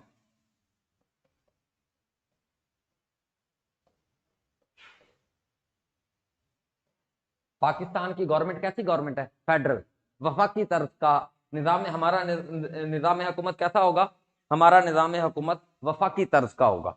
वफाकी तर्ज का हुकूमत क्या होता है कि भाई कुछ ताकतें कॉन्स्टिट्यूशन के अंदर लिख दी जाती हैं कि ये जी वफाकी, और कुछ ताकतें कॉन्स्टिट्यूशन के अंदर लिख दी जाती हैं कि ये सूबों की है। यानी सूबों के पास भी ऑटोनॉमी होती है। लेकिन जो यूनिटरी गवर्नमेंट होती है ना, इसके अंदर वफाक जो है, जो सॉरी सेंटर जो है, वो बहुत ज्यादा पावरफुल होता है और वो किसी भी एडमिनिस्ट्रेटिव डिवीजन को डिसॉल्व कर सकता है। यानी सारी की सारी पावर कहां पर होगी? सेंटर के अंदर होगी। और हां, उसकी मर्जी है, वो जो पावर दे दे सूबों को दे दे, और जो ना दे वो ना दे। और फॉर एग्जाम्पल उसने कोई दे दी है, आपने देखा है 5 अगस्त 2019 को क्या किया था जी इंडिया ने? 370 ए जो 370 जो आर्टिकल था इंडियन कॉन्स्टिट्यूशन, 5 अगस्त 2019 को उसको खत्म कर दिया। तो यूनिटरी गवर्नमेंट ऐसे कर देती है जी कि भाई हमारी एडमिनिस्ट्रेटिव डिवीजन है कि अब ये हमारी यूनियन टेरिटरी, ये अब हमारे जम कर दिया, उसे इंडिया की यूनियन के अंदर जम कर दिया। तो वो जो खुद मुख्तियारी है, वो कौन दे रहा है? वफाक दे रहा है। This is called unitary government. तो लेकिन कायदे आज़म का मानना क्या था कि फेडरल निजाम कैसा होगा? वफाकी तर्ज का होगा, फेडरल गवर्नमेंट होगी। तो ये कायदे आज़म का मानना था, यानी कायदे आज़म ने इसमें ये कहा भी, और मिनॉरिटी राइट्स की भी बात की, क्योंकि हम भी मिनॉरिटी थे उस टाइम पर, मुसलमान, तो मुसलमानों के लिए भी राइट्स होंगे। तो अब लेकिन अब इधर क्या हुआ जी, ऑल पार्टीज कॉन्फ्रेंस जो है, इसके अंदर कायदे आज़म ने लेकिन अपनी सी कोशिश कर दी, मुस्लिम लीग मुसलमानों की एक नुमाइंदगी कर दी कि हाँ भाई, अगर आपको लेजिस्लेशन के अंदर सबसे बड़ा मसला ये मुसलमानों के सेपरेट इलेक्टोरेट नजर आते हैं, तो हम इसको क्या करने को तैयार हैं, हम इसको the most cherish demand of Muslim could be surrender, can be surrender if you accept these points. अगर तो आप ये कर लो तो आप अपना जो है, हम भी आपके साथ मिलकर अंग्रेज के खिलाफ जो है वो स्ट्रगल करना चाहते हैं। क्या हमने अपना पॉइंट ऑफ व्यू बता दिया। अब उसी हवाले से एक ऑल पार्टीज कॉन्फ्रेंस जो है वो कहां पर ये मुनक़िद हुई? दिल्ली के अंदर। और इस ऑल पार्टीज कॉन्फ्रेंस के अंदर तमाम हिंदुस्तान की पार्टीज ने जो है वो नुमाइंदगी की, और इसके अंदर से फिर एक चीज वजूद में आई जिसे कहते हैं नेहरू कमेटी। नेहरू कमेटी, ये जी नेहरू कमेटी जो है वो 9 मेंबर, 9, एन से नेहरू, एन से 9, ठीक है जी, 9। तो ये नेहरू कमेटी जो थी इसके 9 मेंबर थे, और इसके हेड कौन थे जी? मोती मोती मोती मोती मोती मोतीलाल नेहरू। मोतीलाल नेहरू कौन है जी? Father of Jawaharlal Nehru. किसी के नाम का वैसे यार, चलो ठीक है, वो हो गया। अच्छा, मोतीलाल नेहरू जो है वो हो गया जी। मोतीलाल नेहरू जो है ये फादर हैं जी किसके? जवाहरलाल नेहरू के। जवाहरलाल नेहरू क्या है? बेटे हैं। Jawaharlal Nehru is son of Motilal Nehru. तो ये हेड है, और ये जवाहरलाल नेहरू सेक्रेटरी जनरल। इस कमेटी में सेक्रेटरी के फराइज कौन सर अंजाम देगा? जवाहरलाल नेहरू। और हेड कौन है जी? मोतीलाल नेहरू। और इसमें मुस्लिम मेंबर भी थे जी। मुस्लिम मेंबर इसमें कौन थे जी? सर अली इमाम और शुएब कुरैशी। शुएब कुरैशी और सर अली इमाम जो हैं वो कौन है? इसके 2 मुस्लिम मेंबर भी इसमें शामिल थे। उसके अलावा सिखों की नुमाइंदगी भी इसके अंदर मौजूद थी, मास्टर तारा सिंह की तरफ में। ठीक है जी, तो वो भी, इनकी नुमाइंदगी भी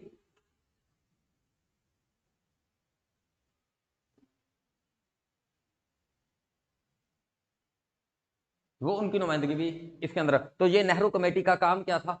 वो जो बार्कन हैंड ने हमारे ऊपर एक शायर किया है, एक तंज किया है, उस तंज का जवाब देना कि हम भी कर सकते हैं। तो इस नेहरू कमेटी ने फिर फाइनली क्या भेजा जी? नेहरू रिपोर्ट। नेहरू रिपोर्ट कब भेजी जी इस नेहरू कमेटी ने? 1928 में। 1928 में नेहरू रिपोर्ट इस नेहरू कमेटी ने पेश की, जिसके अंदर इन्होंने कहा कि भाई मुल्क के अंदर जो है वो एक जो है सेंट्रल गवर्नमेंट होगी, ठीक है जी, और सूबे होंगे, और ये होगा, पूरा का पूरा कॉन्स्टिट्यूशन का इन्होंने नक्शा पेश किया। फिर कायदे आजम ने सिर्फ, कायदे आजम या मुस्लिम लीग जो है proposed 3 amendments, 3 amendments in this Nehru report. कायदे आजम ने कहा कि 3 हमारे मुतालबे जो है वो आप अगर मान लो तो हमें भी ये प्यार, हम भी प्यार। पहला मुतालबा क्या है जी? सिंध वाला मामला, सिंध को बॉम्बे से सेपरेट। नंबर 2 मुतालबा जी क्या है जी? नंबर 2 मुतालबा ये है कि जी प्रोविंशियल ऑटोनॉमी। नंबर 3 मुतालबा क्या है कि 1/3 मुस्लिम रिप्रेजेंटेशन हो सेंट्रल लेजिस्लेटर के। ये 3 मॉडिफिकेशन जो है, जिसको फिर मोहन मदन मलाविया, हिंदू महासभा, और ये इनकी एक सब कमेटी बनाई गई थी। तो खैर जी, वो उस सब कमेटी ने इन तीनों को नहीं माना, कायदे आज़म की इस मॉडिफिकेशन को नहीं माना। तो फिर कायदे आज़म ने क्या दिया? फिर उन्होंने कहा कि अगर ये दे सकते हैं तो मुसलमान भी अपना एक प्रपोजल दे रहे हैं कॉन्स्टिट्यूशन का, अंग्रेज जो कर रहा है। तो जो है कायदे आज़म ने फिर क्या किया जी? मार्च 1900 1929 के अंदर जी क्या किया जी कायदे आजम, गेव 14 पॉइंट्स। कायदे आजम ने क्या दिए, 14 पॉइंट्स दिए। ये 14 पॉइंट क्या थे, नंबर 1 के फेडरल गवर्नमेंट होगी, ठीक है जी। नंबर 1 क्या होगा, निजाम कैसा होगा, वफाकी तर्ज का होगा। नंबर 2 प्रोविंशियल ऑटोनॉमी, सूबों को क्या दी जाएगी, खुद मुख्तियारी दी जाएगी। नंबर 3 सिंध, मान लो उसकी बात यार, सेपरेट फ्रॉम बॉम्बे। फिर उसके बाद जी number 4 NWFP and Balochistan reform. इन सूबों में भी बाकी सूबों की तरह जो है रिफॉर्म्स होंगी। माइनॉरिटीज राइट, ठीक है जी। 1/3 मुस्लिम इन सेंट्रल लेजिस्लेटर। 1/3 क्या होगा जी, मुस्लिम सेंटर के अंदर होंगे जी। Number 7 no legislation passed if 3/4 of that province not accept. लूसी जामा आपका, अच्छा जी, खैर ये जी नो लेजिस्लेशन पास्ड, अगर यानी 75% लोग किसी सूबे के किसी तरमीम के खिलाफ हैं तो उनके लिए वो तरमीम नहीं की जाएगी। वफाक ऐसा नहीं है कि उस सूबे की 3/4 मेजोरिटी को जो है वो ऐसे बाईपास कर सकता है। तो फिर उसके बाद जो है नंबर 8 जो है Muslim majority not converted into minority और इक्वालिटी। अब बाज जगह, बाज डिस्ट्रिक्ट, बाज सूबे ऐसे थे जहां पर मुसलमान, जैसे बंगाल, वहां पर मुसलमानों की आबादी ज्यादा थी। तो ऐसा कोई भी कदम नहीं उठाना चाहिए कि जहां पर मुसलमानों की आबादी को, या कोई भी ऐसा डिलिमिटेशन का प्रोसेस नहीं लाना चाहिए कि जहां पर मुसलमानों की आबादी जहां पर ज्यादा है वहां पर कम हो जाए, इसका वहां पर ऐसा डिवाइड करो कि मुसलमान कम हो जाए, हिंदू ज्यादा हो जाए, या कुछ भी ऐसे इकदाम जो है वो अवॉइड किए जाएंगे। मुस्लिम जो है मेजोरिटी को डिस्टर्ब नहीं किया जाएगा, ठीक है जी, और मुस्लिम मेजोरिटी को डिस्टर्ब नहीं किया जाएगा। फिर उसके बाद जी मुस्लिम मेजोरिटी को, बस ये 8 सबसे इंपॉर्टेंट वाले कह लो। और फिर ये था कि सूबों के अंदर जो है, सूबों के अंदर जो है वो मिनॉरिटीज के लिए उतनी ही सीट्स होंगी जितनी जी उनकी ड्यू बनती हैं, उनकी जितनी ड्यू बनती हैं उतना उनको जो है वो दिया जाएगा। फिर उसके बाद जुदागाना इंतखाबात का हक तमाम को दे दिया जाएगा। जुदागाना, क्योंकि अब उन्होंने बातें मानी नहीं तो फिर वो जुदागाना सेपरेट इलेक्टोरेट का फिर डिमांड कर दी इसमें। तो ये 10 हो गए जी। इसी तरीके से और भी थे। तो ये इंपॉर्टेंट पॉइंट थे। फिर फाइनली कायदे आजम ने अपना पॉइंट ऑफ व्यू जो है वो पेश किया।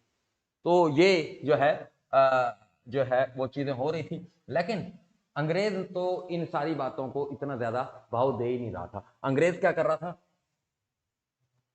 अंग्रेज तो साइमन कमीशन भेज दिया था उसने। साइमन कमीशन कब फॉर्म हुआ, 1927 में फॉर्म, केम टू इंडिया मार्च 1928, 1928 में ये इंडिया में पहुंचा। ये 7 मेंबर जो साइमन कमीशन था, ये मार्च 1928 में हिंदुस्तान में पहुंचा। और हिंदुस्तान में जब पहुंचा तो protest, boycott by all party except unionist party. आप कहोगे ये क्या है जी, ये यूनियन पार्टी जी 1923 में बनी थी। सर छोटे राम, फजली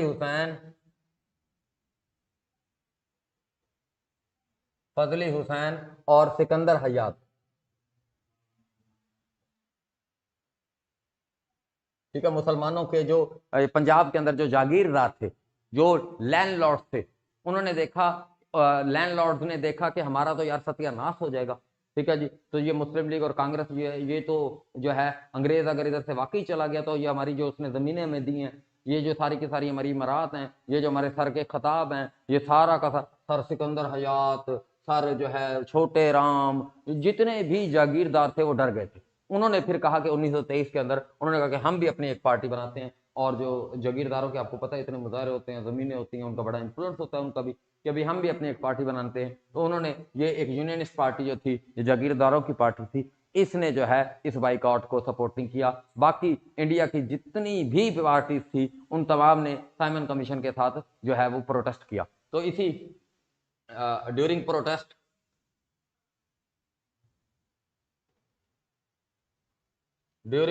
जो है वो लाला लाजपत राय जो है वो डाइड बाय लाठी। इन्हें एक स्टिक लगी, लाठी लगी, लाठी चार्ज हो रहा था। उस लाठी चार्ज के लाला लाजपत राय, जिन्होंने अपनी मां के नाम पर ये गुलाब देवी अस्पताल लाहौर के अंदर जो है, ये लाला लाजपत राय ने ही इस्टेब्लिश किया था लाहौर के अंदर फिरोजपुर रोड के ऊपर जो गुलाब देवी अस्पताल है। ये लाला लाजपत राय जो आर्य समाज से जो थे, जो लाहौर के अंदर रहते थे, जो देव समाज जो है लाला लाजपत राय जो कांग्रेस के अंदर जो है वो बड़े एक्टिव थे और एक्सट्रीमिस्ट टाइप के वो जो थे, तो वो एहतजाज कर रहे थे। उसी एहतजाज के अंदर इन्हें एक कैप्टन जो स्काउट था उसने जो है लाठी मारी और जिसके नतीजे में जो है कराल हो गए। ठीक है जी, तो अब इसके अंदर जो है 1907 में 3 लोग पैदा हुए थे। 1907 में कौन जी? यार ये लाहौर का जो बड़ा लेजेंडरी करेक्टर था, ये जिसको फांसी दे दी है, भगत सिंह। भगत भगत सिंह और सुखदेव और जो है और कौन था? राजगुरु। राजगुरु, ये तीनों जी 1907 में पैदा हुए थे। और अब बात थी 1929 की। 1928 में इन तीनों, ये नौजवान थे जी, 23-23 साल की इनकी उम्रें हैं तीनों की, राजगुरु, भगत सिंह, और ये लाहौर के हैं जी तीनों, लाहौर के ये रहते थे।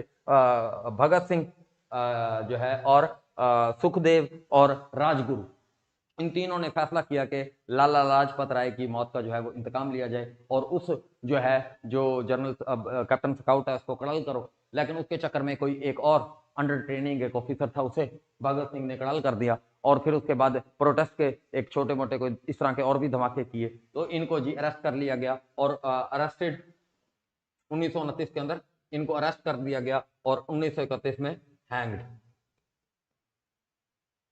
इनको फांसी दे दी गई।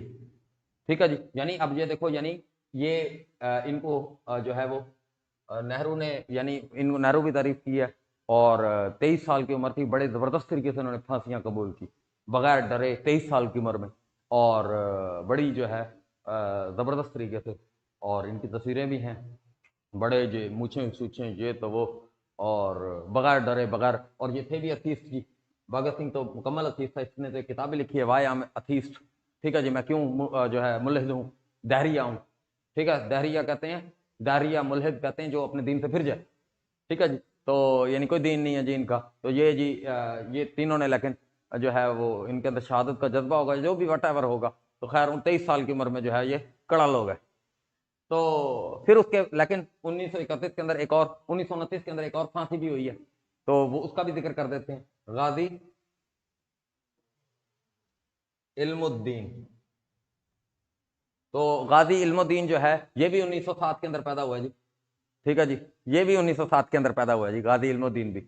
और ये भी नौजवान लड़का था जी। तो जो राजपाल था, राजपाल एक बंदा था, उसने जो है एक बुक पब्लिश की थी, पब्लिश्ड रंगीला रसूल, हजूर सल्लल्लाहु अलैहि वसल्लम के बारे में। ये एक उनकी शान के अंदर गुस्ताखी के ऊपर मबनी एक किताब थी, 1923 के अंदर इसने पब्लिश थी। और गांधी ने भी इसको बड़ा ऑफेंसिव कहा कि मजहब के खिलाफ है ये किताब, इस तरीके की किताब नहीं पब्लिश होनी चाहिए। और 1923 के अंदर इसने जो है ये किताब पब्लिश की। तो गाजी इल्मुद्दीन जो है ये तरखान दा पुत्र जड़ा है वादी लै गया। तो ये इनके बारे में वो मौलाना खादिम हुसैन रजी साहब कहते थे। तो गाजी इल्मुद्दीन ने क्या किया जी, इसने एक डैगर खरीदा, एक खंजर खरीदा 1 रुपए का, और जी ये पहुंच गया जी उसकी दुकान के अंदर और उसको जाके कड़ा कर दिया जी। ठीक है जी। तो पहले मियाँ वाली जेल के अंदर जो है इसको फांसी दी गई और फिर लाहौर में इसका जस्द खाकी जो है वो दफन किया गया। तो फिर जी गाजी इल्मुद्दीन ये भी यानी एक उम्र के लोग हैं, तो मैंने कहा इनके भी एक वाकया जो है ये भी बड़े जबरदस्त तरीके से इसने भी फांसी कबूल की थी। ठीक है जी। तो यानी ये भी कोई इसके ऊपर भी खौफ सवार नहीं था फांसी के वक्त। किनका? हाँ, इनका तो नारा भी है जी, इनकलाब इन्होंने मरते हुए जो है जिंदाबाद। तो जो है ये इनकलाब जिंदाबाद इन्होंने नारा लगाया था और झूल गए थे। और उस टाइम पर फांसी भी कोई इस तरह की नहीं थी, ये जो आज मॉडर्नाइज आपको फांसी नजर आती है। आज तो बिल्कुल सबसे कहते हैं ये सबसे वैसे इफेक्टिव तो तरीका एग्जीक्यूशन का ये है कि वो जो सऊदीया में है, लेकिन उसको भी थोड़ा सा मशीनरी के अकॉर्डिंग करना चाहिए कि कुछ ऐसा ब्लेड हो जो ऊपर से आए और आपको काट दे गर्दन। तो ये सबसे पेनफुल और पेनलेस तरीका है एग्जीक्यूट करने का। लेकिन सऊदीया में कहते हैं कि ह्यूमन इन्वॉल्वमेंट ज्यादा है। आपने देखी होगी उनकी एग्जीक्यूशन, वो बंदा उतारता है गर्दन, उसमें फिर ये होता है कि थोड़ा बहुत इधर उधर लगा और या पूरा सही वार नहीं हुआ, फिर दोबारा वार करना पड़ता है, उसमें थोड़ा बहुत कॉम्प्लिकेशन है। लेकिन इतना वो सबसे पेनलेस तरीका वो है एग्जीक्यूशन का। फिर दूसरा ये फांसी है। ठीक है। अमेरिका के अंदर तो इलेक्ट्रिक चेयर, अब दोबारा वो ट्रंप इसको रिवाइव करना चाहता है इलेक्ट्रिक चेयर को। वो भी ठीक है, लेकिन उसके अंदर वो पेनफुल है। इंजेक्शन वाला भी पेनलेस है जी, इंजेक्शन वाला। लेकिन सबसे इंजेक्शन में फिर पेन है सबसे, वो तो पिंच ऑफ सेकंड जो है ना कड़ल हो गया था, आपका कनेक्शन डिस्टर्ब हो गया। उसके बाद ये भी 5 सेकंड का है पेन, ये जो आपको हैंग किया जाता है आज पाकिस्तान में। लेकिन यहां पर ये जो है मन का टूट जाता है अब। लेकिन यहां पर ये नहीं था, यहां पर लटकाया जाता था और फिर उसका सांस घुटता था। यहां पर तकरीबन 5 मिनट के अंदर अंदर जो है, 7 मिनट के अंदर, 8 मिनट के अंदर जो है वो जान जाती थी बंदे। उसका मुंह लाल हो रहा है, पूरा प्रोसेस हो रहा है, उसकी जबान बाहर आ रही है, पूरा एक प्रोसेस। ठीक है। 1857 के बाद तो ऐसे रोड पर जब निकलते थे लोग, लोगों ने लिखा है कि वो ऐसे आम लोगों की लाशें लटकी होती थी फांसियों पर। ठीक है जी। तो खैर ये भी इन्होंने भी बड़ा 1929 के अंदर, 1931 के अंदर इनको भी फांसी दे दी गई। और गांधी जो है, गांधी के ऊपर इसके ऊपर क्रिटिसिज्म किया जाता है। जिसके बाद गांधी को भी देखा ना, एक हिंदू ने मारा है, नथुराम गोडसे कौन था? हिंदू। तो उसकी फुटिंग्स गांधी से भी लोग इख्तलाफ करते थे। अब गांधी का यहां पर क्या इख्तलाफ था कि गांधी जो है इस पूरे प्रोसेस में क्या कर रहा था, गांधी का क्या रोल था। ये तो हम मोतीलाल नेहरू को डिस्कस कर दिया, हमने जवाहरलाल नेहरू को डिस्कस कर दिया, हमने मुस्लिम लीग का और जो कांग्रेस का आपस में कम्युनिकेशन हो रही है उसको डिस्कस कर रहे हैं। गांधी क्या कर रहा था? गांधी को आपको पता है, गांधी एक ही काम करता है, सत्यागड़ा। सत्याग्रह करता है जी गांधी। ठीक है जी। गांधी को एक ही चीज आती है जी, इसने गांधी ने 1930 के अंदर क्या किया जी, Dandi march. Dandi march against salt salt law, या इसे साल्ट मार्च भी कहते हैं।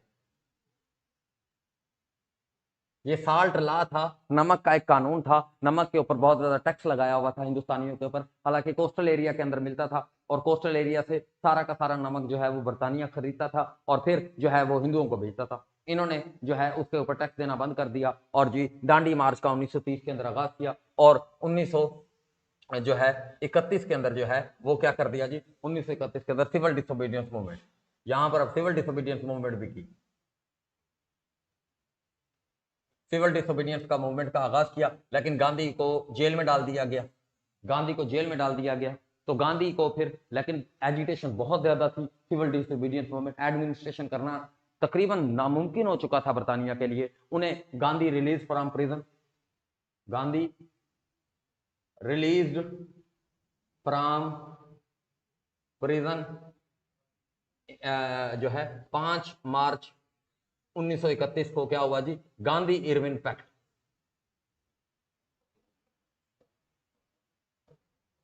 लॉर्ड इरविन जो है इस टाइम पर क्या थे, लॉर्ड इरविन इस टाइम पर वायसराय थे, तो इरविन ने गांधी को छोड़ा और उनके साथ एक मुआहदा किया। तो यहीं पर गांधी के ऊपर एक क्रिटिसिज्म होता है कि भाई इस गांधी इरविन पैक्ट के अंदर जो सुखदेव है, राजगुरु है, जो भगत सिंह है, इनकी फांसियों के ऊपर बात होनी चाहिए।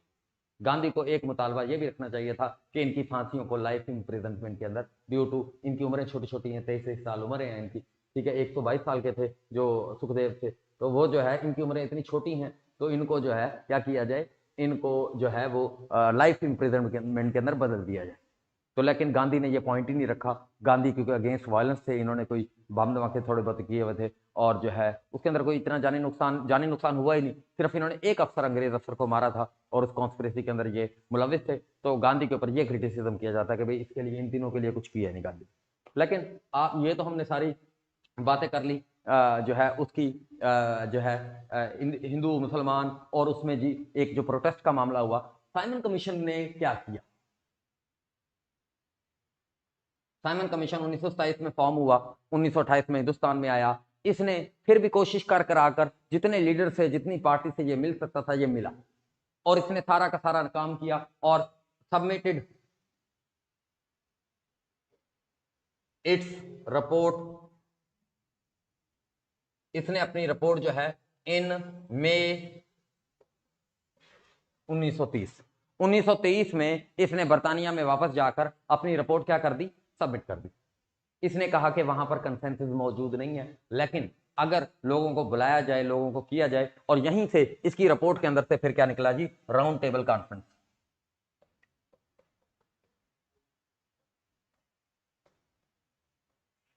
राउंड टेबल कॉन्फ्रेंस कितनी हुई है जी, 3। राउंड टेबल कॉन्फ्रेंस कितनी हुई है, 3। कब से कब तक हुई है जी, 1930 से लेकर 1932 तक 3 राउंड टेबल कॉन्फ्रेंस हुई है। फर्स्ट कब हुई है जी, फर्स्ट राउंड टेबल कॉन्फ्रेंस कब और कहां पर हुई है जी, लंदन में। लंदन में ये हुई है। और फर्स्ट कब हुई है जी, नवंबर से जनवरी 1900 नवंबर 1930 से लेकर जनवरी 1931 तक। नवंबर 1930 से लेकर जनवरी 1931 तक। सेकंड कब हुई है जी, दिसंबर 1931 से जनवरी sorry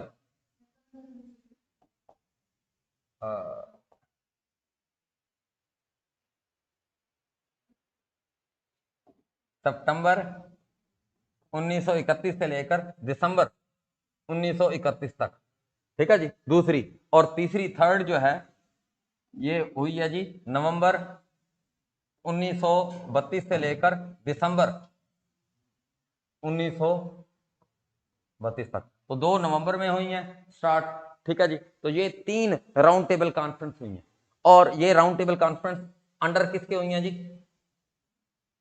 British PM Ramsay MacDonald. Ramsay MacDonald जो है ये कंजर्वेटिव पार्टी के जो है वो रहनुमा थे। इनकी क्यादत के अंदर जो है क्या हुआ है जी, ये 3 राउंड टेबल कॉन्फ्रेंस हुई है कि यहाँ के तमाम लोगों को कहा गया है कि आपके जो भी मामलात हैं, आपकी जो भी बातें हैं, यहाँ की जितनी भी पॉलिटिकल पार्टीज है, तो 2 मिनट का ब्रेक लेते हैं। आज काम ठीक है हैं, 2 दिन का हमने कवर कर लिया ना अपना काम, जो हम बातें करते रहे हैं सारी। देखो ना, अब हम अल्हम्दुलिल्लाह 1935 तक पहुंच गए।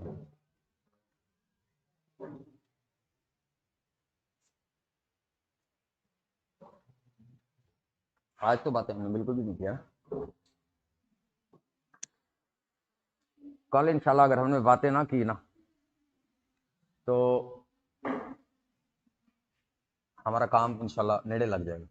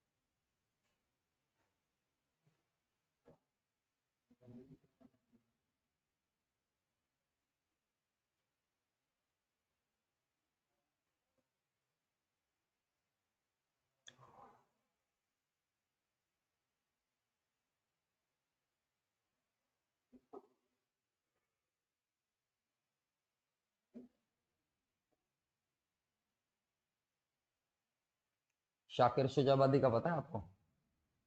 है कहाँ पे रहता है? शुजाबाद, शुजाबादी नहीं कहा मैंने। शाकिर अली म्यूजियम कहाँ है? नहीं नहीं, पीपीएस में जो सवाल आता है शाकिर अली म्यूजियम है। हाँ।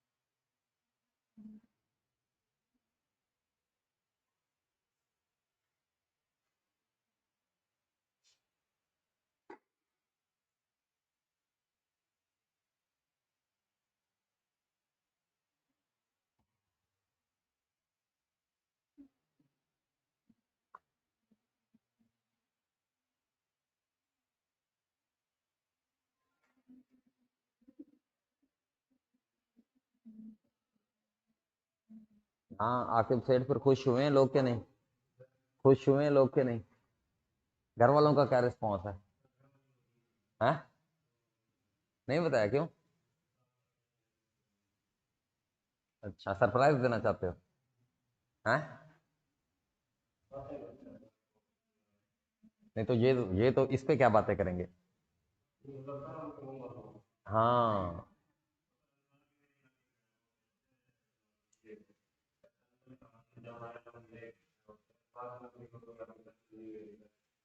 अंसार की कौन सी नौकरी हुई है?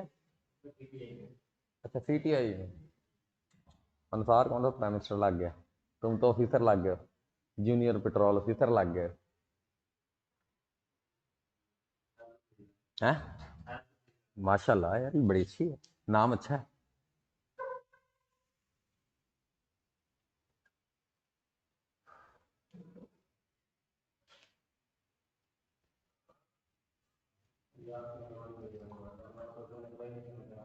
ये तुम्हारी मेहनत है भाई। हाँ, ये देख लो ना, इसको बताओ, अली अहमद को ये बात, 20-25 दिन बाद अप्लाई कर दिया इधर आने के। हैं? हाँ, अप्लाई भी नहीं करना था फिर। हम्म। हम्म।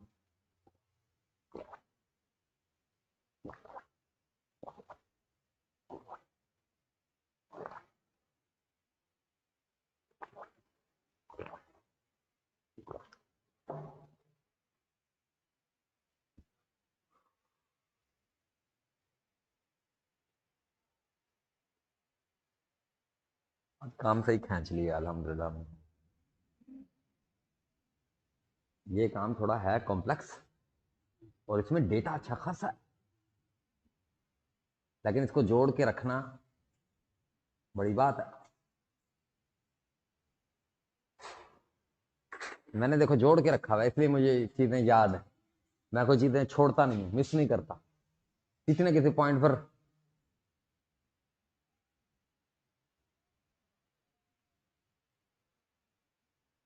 2 मिनट का हमारा रह गया काम।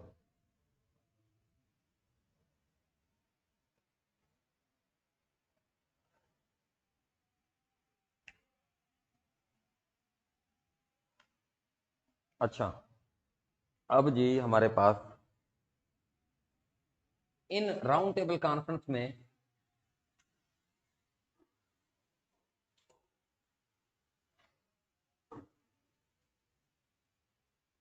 इन राउंड टेबल कॉन्फ्रेंस जो कब हुई है जी? 1930 से 32। और क्या डेट है एग्जैक्ट, ये भी मैंने बता दिया।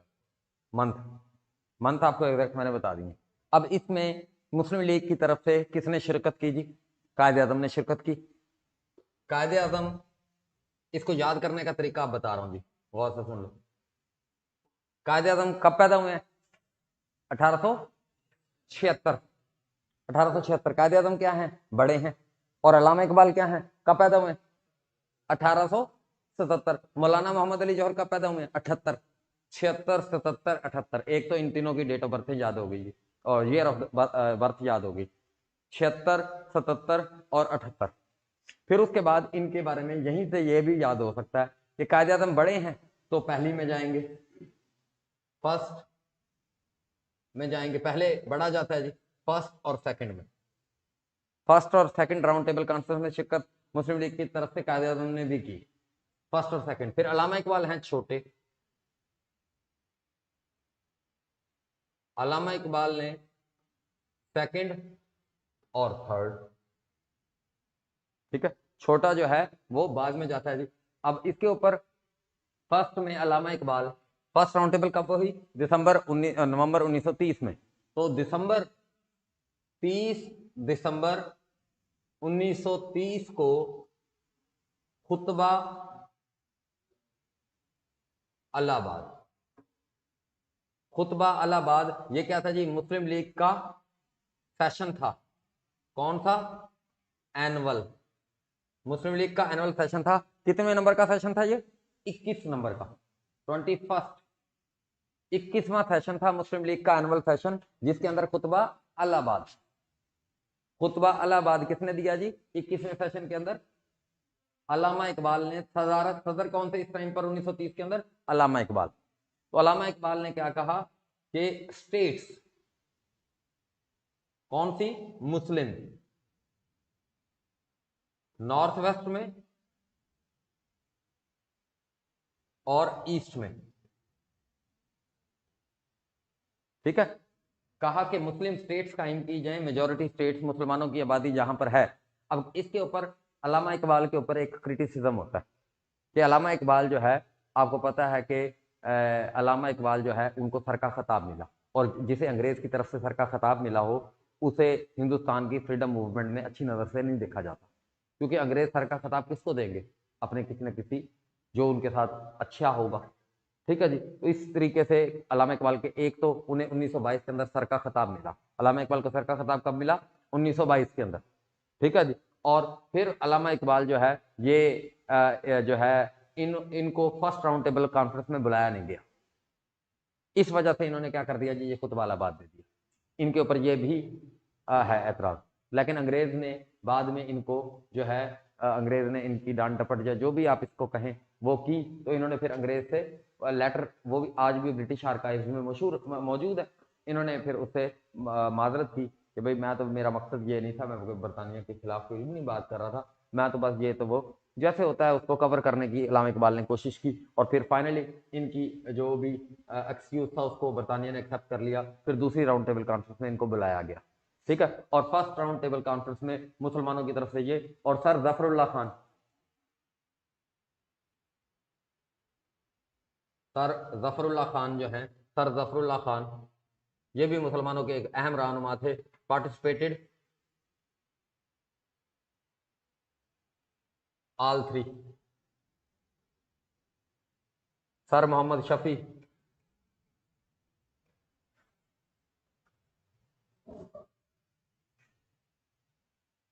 Sir Mohammad Shafi participated all three.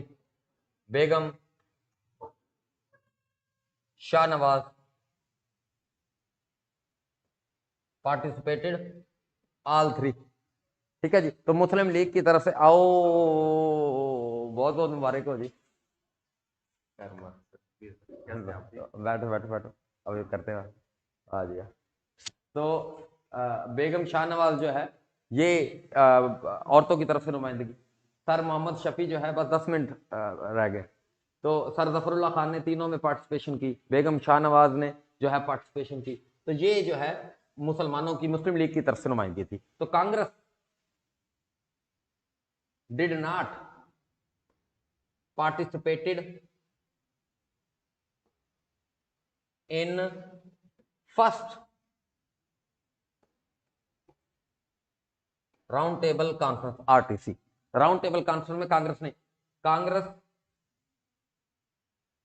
Participated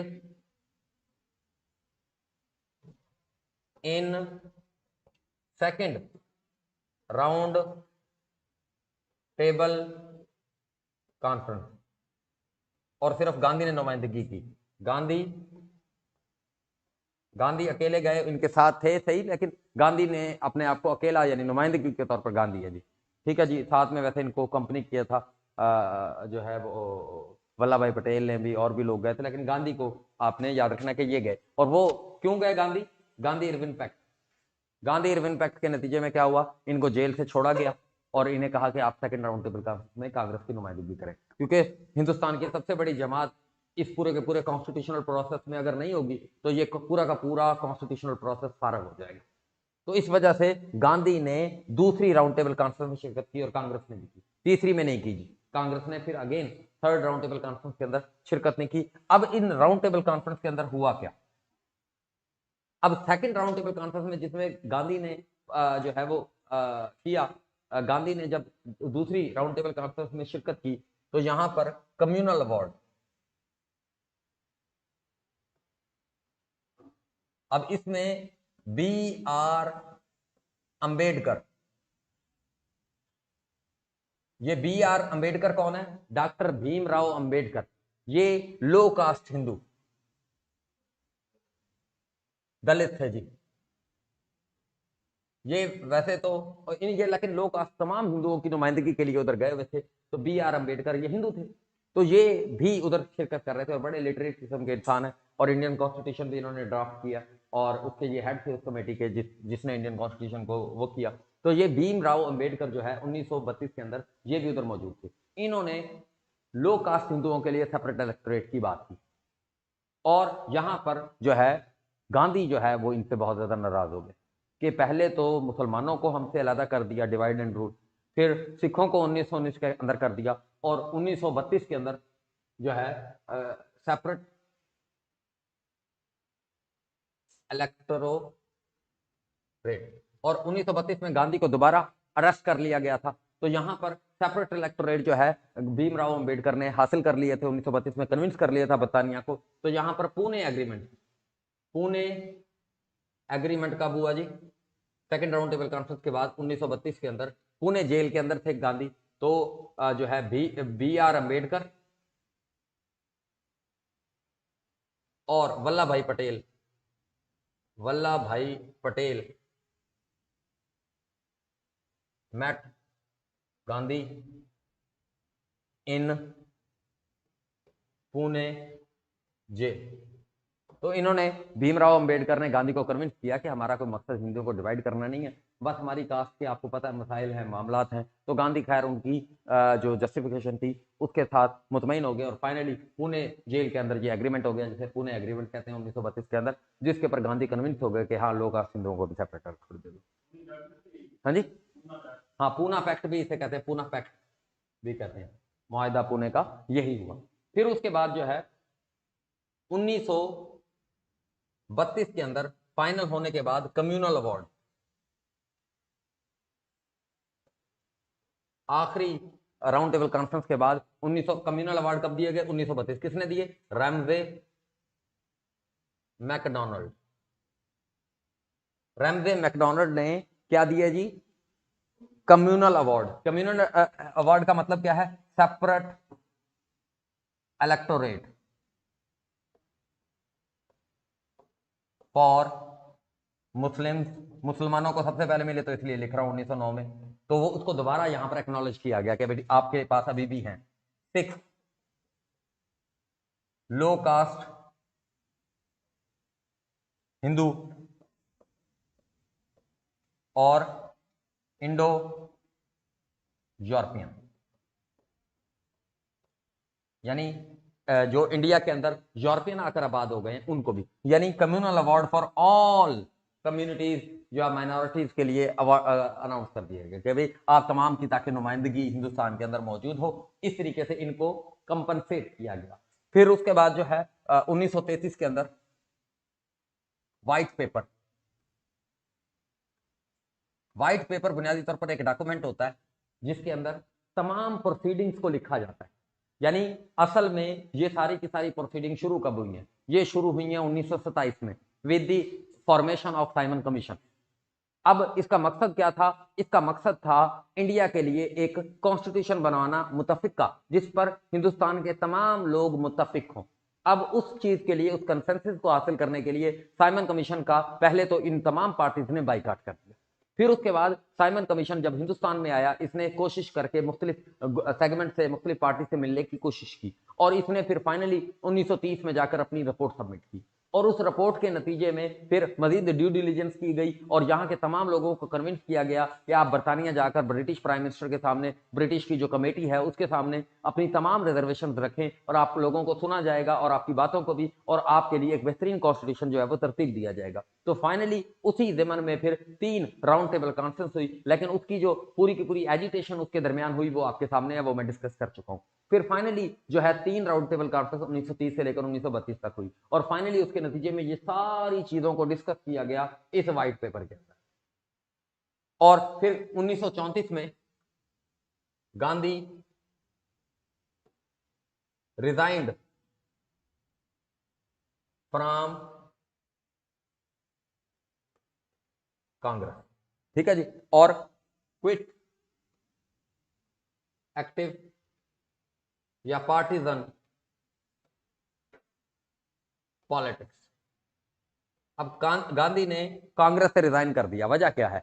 Gandhi अपने आप को समझते थे कि भाई मैं हिंदुस्तान के तमाम तबकात की नुमाइंदगी करनी है मैंने, उसके लिए अगर मैं कांग्रेस के बारे में एक छाप लग चुकी है कि भाई ये जी मुसलमानों के खिलाफ है या किस सिखों के या कुछ भी इस तरीके से, इसके ऊपर एक छाप लग गई है, तो मैं उन लोगों को बेहतर तौर पर कन्विंस कर सकूंगा अगर मैंने कांग्रेस की जो मेंबरशिप है या उसकी प्रेसिडेंटशिप है उससे रिजाइन कर दिया। इन्होंने अपना एक जो नामजद जो प्रेसिडेंट था उसको चुनवाने की कोशिश की, लेकिन वो हार गए। और कौन जीत गया जी? Subhash Chandra Bose.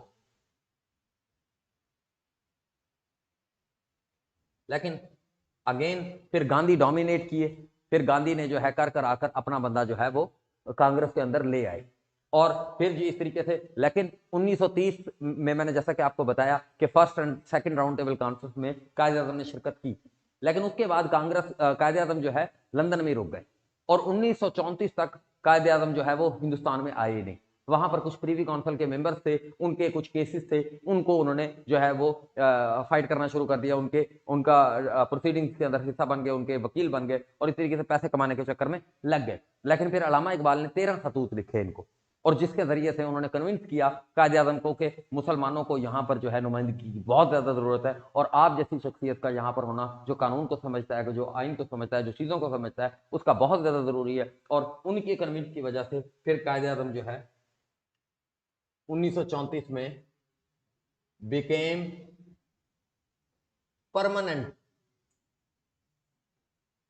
President of Muslim league, all India Muslim league के जो है वो परमानेंट प्रेसिडेंट बने। और फिर इसके बाद कायदे आजम ने एक स्ट्रगल जो है वो शुरू की। अब ये जो पूरी की पूरी ड्यू डिलीजेंस हुई है, ये पूरे के पूरे मामला हुए, इसके नतीजे में आया क्या? 1935 का गवर्नमेंट ऑफ इंडिया एक्ट। और फर्स्ट राउंड टेबल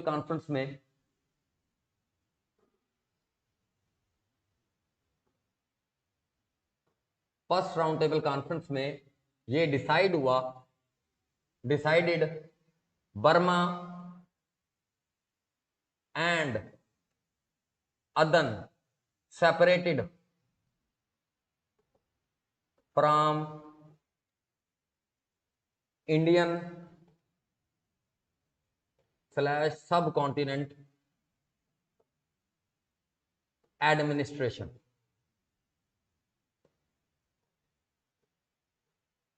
क्योंकि बर्मा जो म्यांमार बाद में बना, एडन जो यमन बाद में कहलाता है, जिसका पुराना नाम था, तो ये दोनों भी बरतानिया के इलाके थे, और वो इनका भी इंतजाम चला रहा था हिंदुस्तान में रहते हुए। तो यहां पर फैसला किया गया कि इन तमाम इलाकों का इंतजाम यहां से चलाना जो है वो बड़ा मुश्किल है, और बाद में उसका ये फैसला सही साबित नहीं हुआ। ये दोनों इलाके, ये बर्मा का इलाका जो है वो जापान ने कब्जे में कर लिया था, तो खैर इसको इंडियन एडमिनिस्ट्रेशन से अलग कर दिया गया, और जिसके ऊपर इंप्लीमेंटेशन तो फिर 1937 में हुई, जब ये 1935 का एक्ट नाफिज हुआ। तो कल हम इंशाल्लाह देखेंगे 1935 का एक्ट, और फिर उस एक्ट के नतीजे में 1936 और 37 के इलेक्शन, इलेक्शन, और फिर उसके नतीजे में जो है हम देखेंगे कि फिर सेकेंड वर्ल्ड वॉर के अंदर किस तरीके से जो है मजीद एजिटेशन हुई। गांधी ने मजीद, यानी गांधी इस पर भी कन्विंस नहीं थे, और जो पूरा का पूरा मामला था फिर ये किस तरीके से ये 1935 से लेकर 1947 तक कौन कौन से ऐसे इवेंट्स हुए जिसके नतीजे में फाइनली सब कॉन्टिनेंट जो है वो मजीद दो हिस्सों में डिवाइड हो गया, डोमिनियन ऑफ इंडिया और डोमिनियन ऑफ पाकिस्तान। तो ये कल जो है इंशाल्लाह हम इसको कंक्लूड कर लेंगे, इंशाल्लाह, उम्मीद है। ठीक है जी। तो कल, क्योंकि कल वाला भी टॉपिक अगर हम इसी ऐसे ही गए कि कुछ किए बगैर और स्पीड भी यही हुई तो फिर शायद हम कर लें, क्योंकि कल वाले में भी बहुत ज़्यादा है और ये आपके जो है बहुत ज़्यादा इंपॉर्टेंट है, जहाँ से बहुत ज़्यादा सवाल आते हैं और ये टेक्निकल चीज़ें हैं, इसको बंदा याद करता रहता है और बहुत ज़्यादा टाइम ज़ाया करता है। लेकिन इसका तरीकाकार क्या है, जैसे मैंने स्टोरी बना दी है, चीज़ों को जोड़ दिया आपस में, तो इस तरीके से यानी वो जो मेरी टेक्निक्स हैं कि हिंदू पर्सनालिटी फलाना ये मॉडरेट वो इस तरीके से आपने, ठीक है जी। ओके जी, अल्लाह।